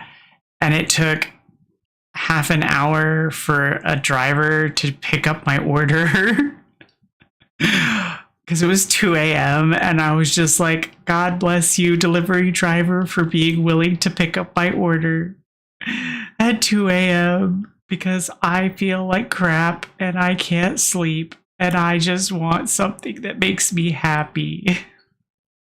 Oh, I love Wawa. Back when I lived in Florida and I was going to university, I rented a house and we were picking between 2 houses to rent with some roommates, and I got the final say. And we picked the house that lived within 5 minutes from a Wawa strictly because it was within 5 minutes from a Wawa. It was walking distance. That was the deciding factor, was just because it was 5 minutes from Wawa.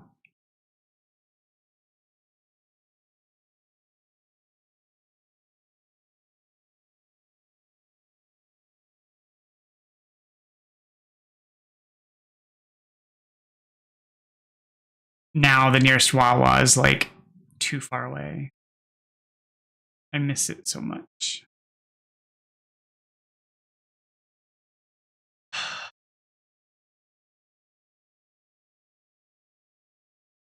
But yeah, the Wawa mac and cheese is really good. In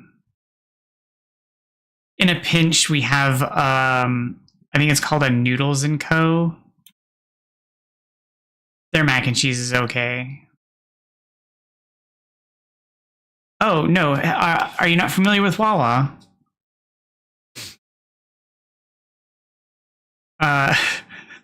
Weirdly, Wawa's a gas station.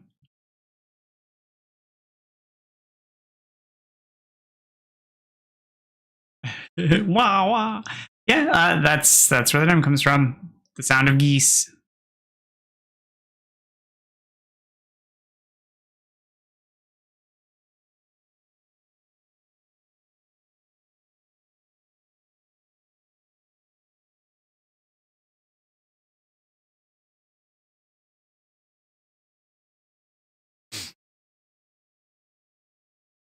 I hate the name, but the place is fantastic.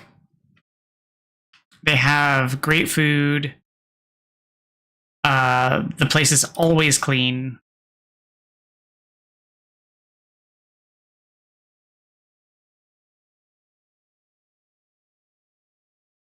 And excellent, like the food service is very fast.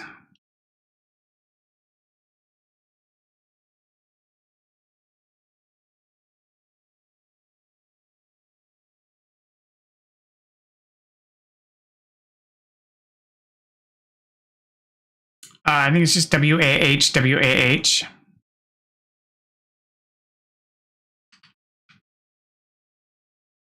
Or I don't.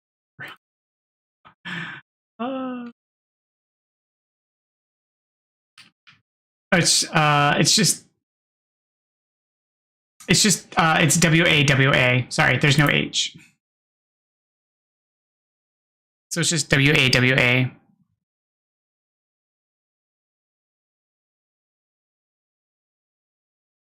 I drive past them. I don't usually have to spell it.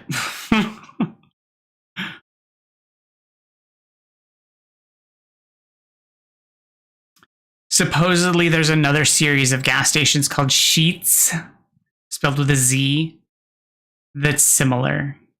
But I've never been to one of those. We have those here too. I've just never been to one.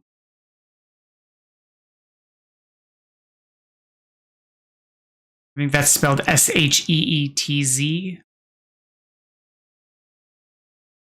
But I don't get out often, and I don't have a car anymore, so...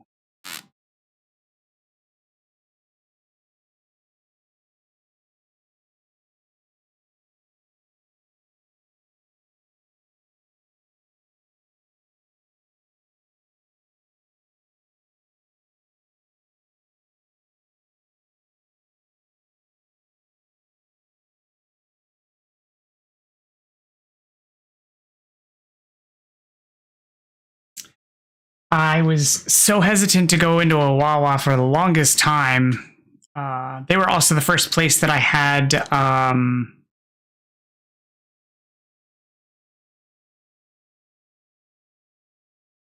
my goodness. Is it? Can't think of the brand name now. Zapp's chips, Zapp's Voodoo potato chips. Like I remembered the flavor, I couldn't remember the brand. They're super good. It's kind of like salt and vinegar and barbecue potato chips. Yeah, they're like so good.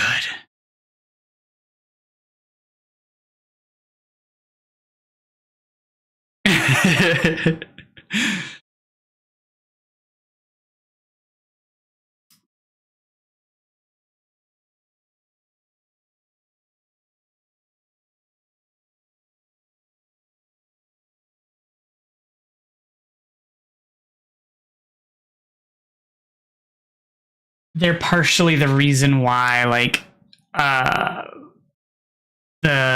gas stations become like the reason I hunt for it, because for the longest time it was the only place I could find that had those chips.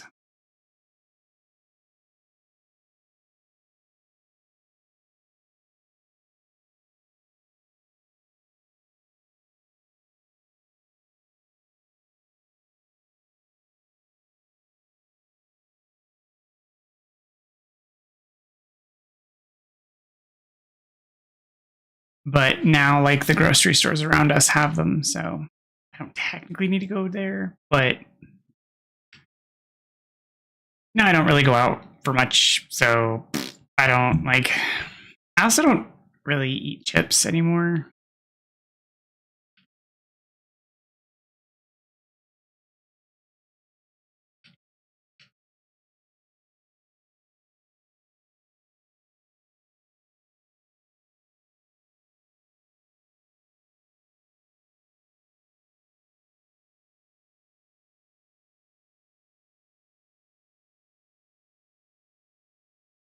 Maybe I'll start eating like interesting foods again when I resume having a normal job. But I like being a hermit too. I just don't get out much because I don't have anywhere to go or anything to do or the money to go do them. I mean, I have money, I just have to conserve it. So that. But I try not to go do anything. Is really what it is.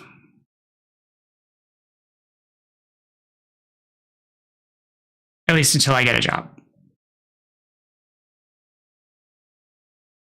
Conserve money or get a job? I was going to say, you were just saying you got home from work.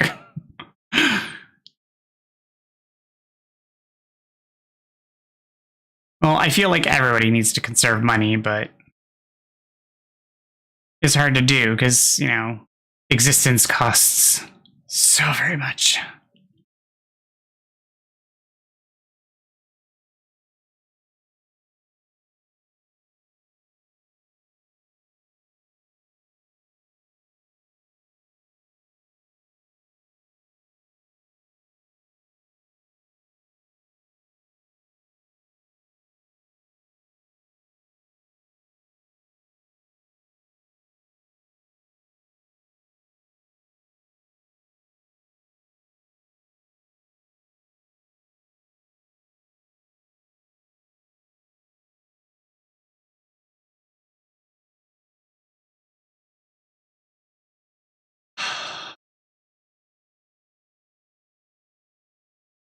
Come on.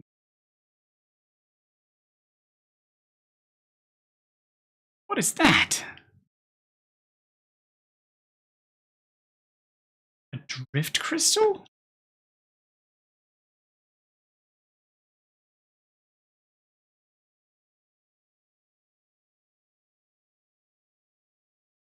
Interesting. That's new.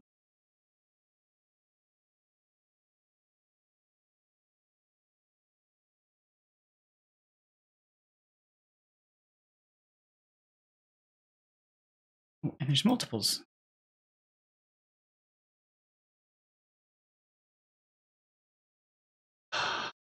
Yeah, I've been struggling with food lately. Like, I don't have like an eating disorder. I just don't know what I want to eat.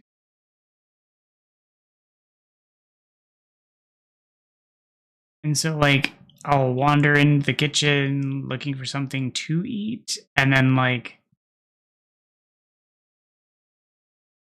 not find anything.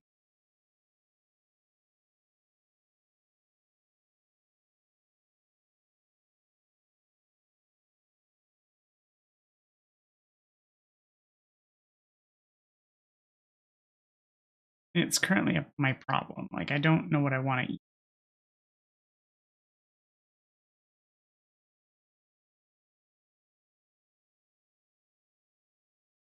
But the other issue that I'm running into is that my medication makes me not feel hungry a lot of the time.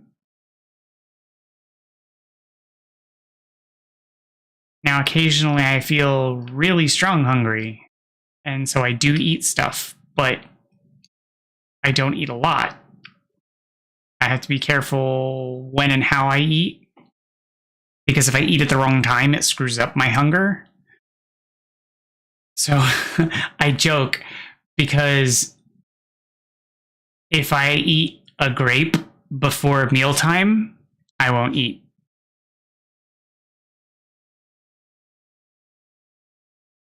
Because the eating of a grape will screw up my hunger perception and I won't feel hungry for dinner.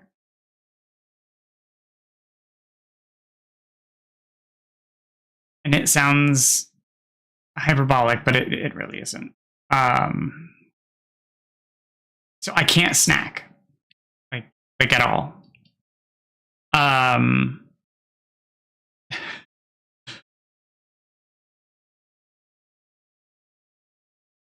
so I struggle with you say that, but it is infuriating because I like food a lot.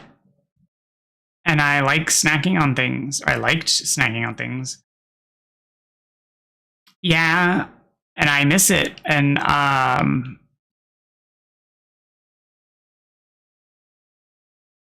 it it's a love-hate thing. Like, I miss it because it also brought me comforts, and I miss those comforts sometimes too. But I also don't miss some of the weight I had, but I also do miss it sometimes. Like, it's love-hate.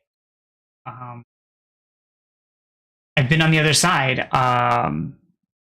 This time last year, I weighed 220 pounds. I miss that weight, but I'm also this side of it, and I'm like, it comes with its own side of burdens. So, like, both sides have problems. I definitely see the issues.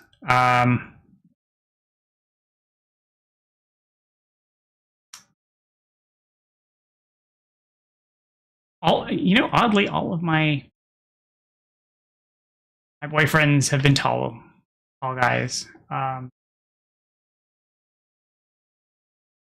My partner is 6 foot and some change.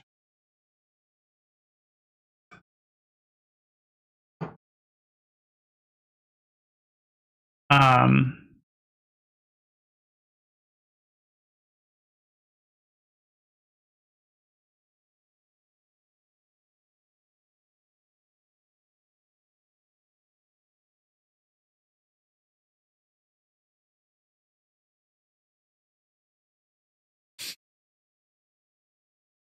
But I've always been more of as long as I'm happy with how I feel about myself, and as long as I'm healthy, I'm not concerned about the numbers. And I'm struggling with that now. Because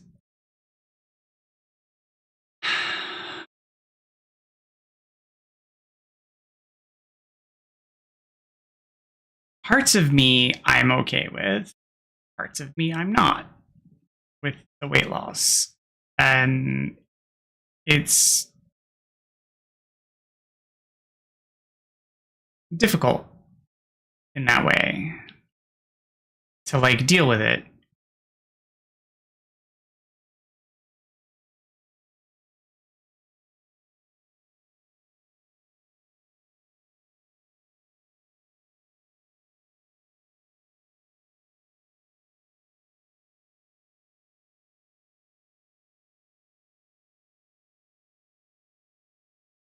What do you mean by that?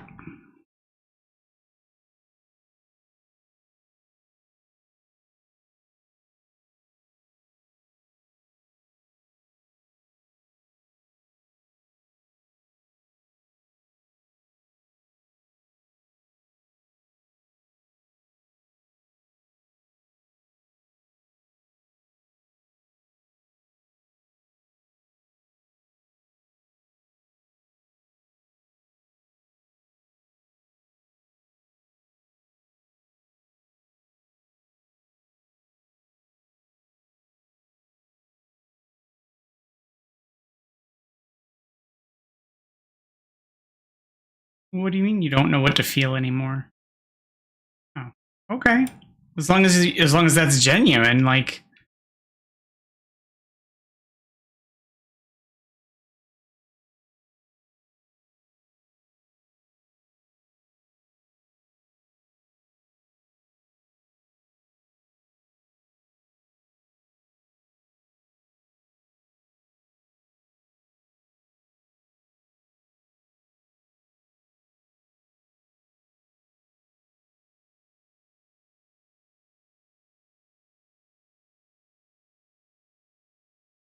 it's like I never know how to feel. I just sort of do.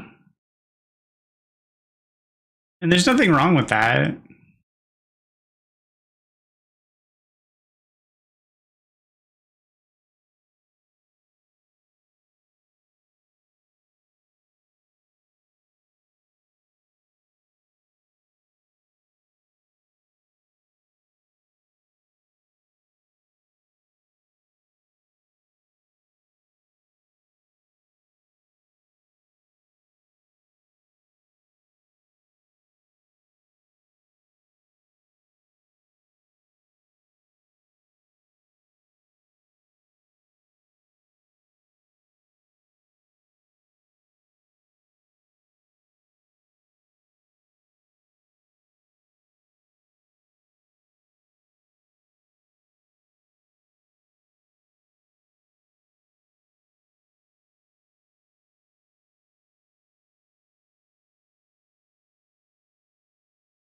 Refill the dispenser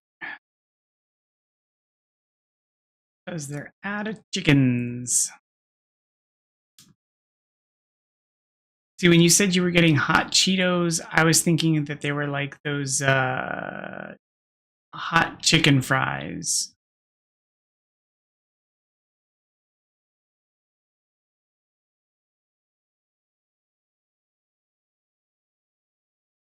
I don't know why I was thinking that, but that's what I was thinking.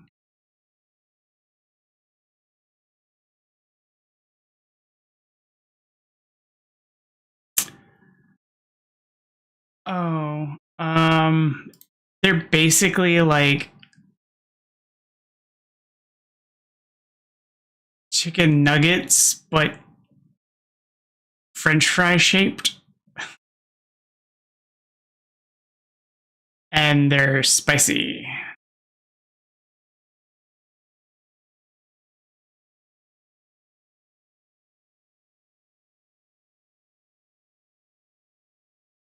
that's just where my brain went when you said that you were getting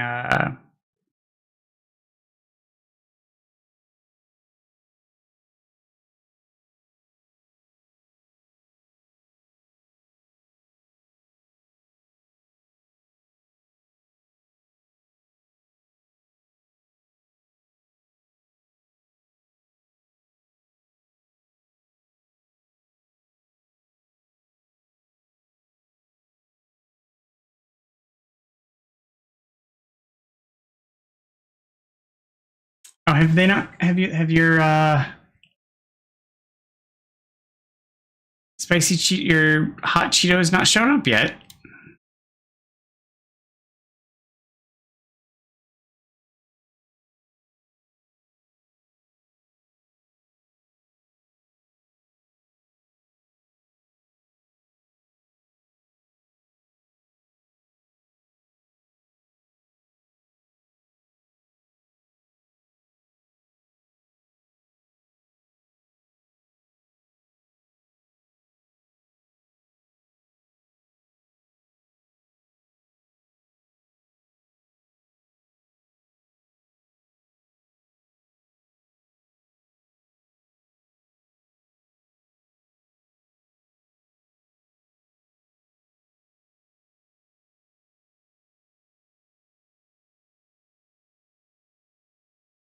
Gotta find my DoorDash drawer.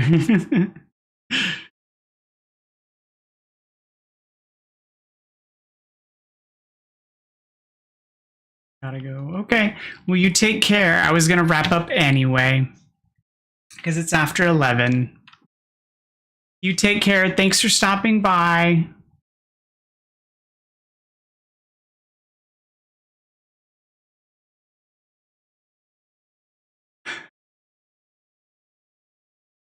Well, that's going to be it for tonight's session, everybody. You all take care. Thank you all for stopping in and watching the stream. We'll be back tomorrow. Make sure to take care of yourselves. And you all have a good night.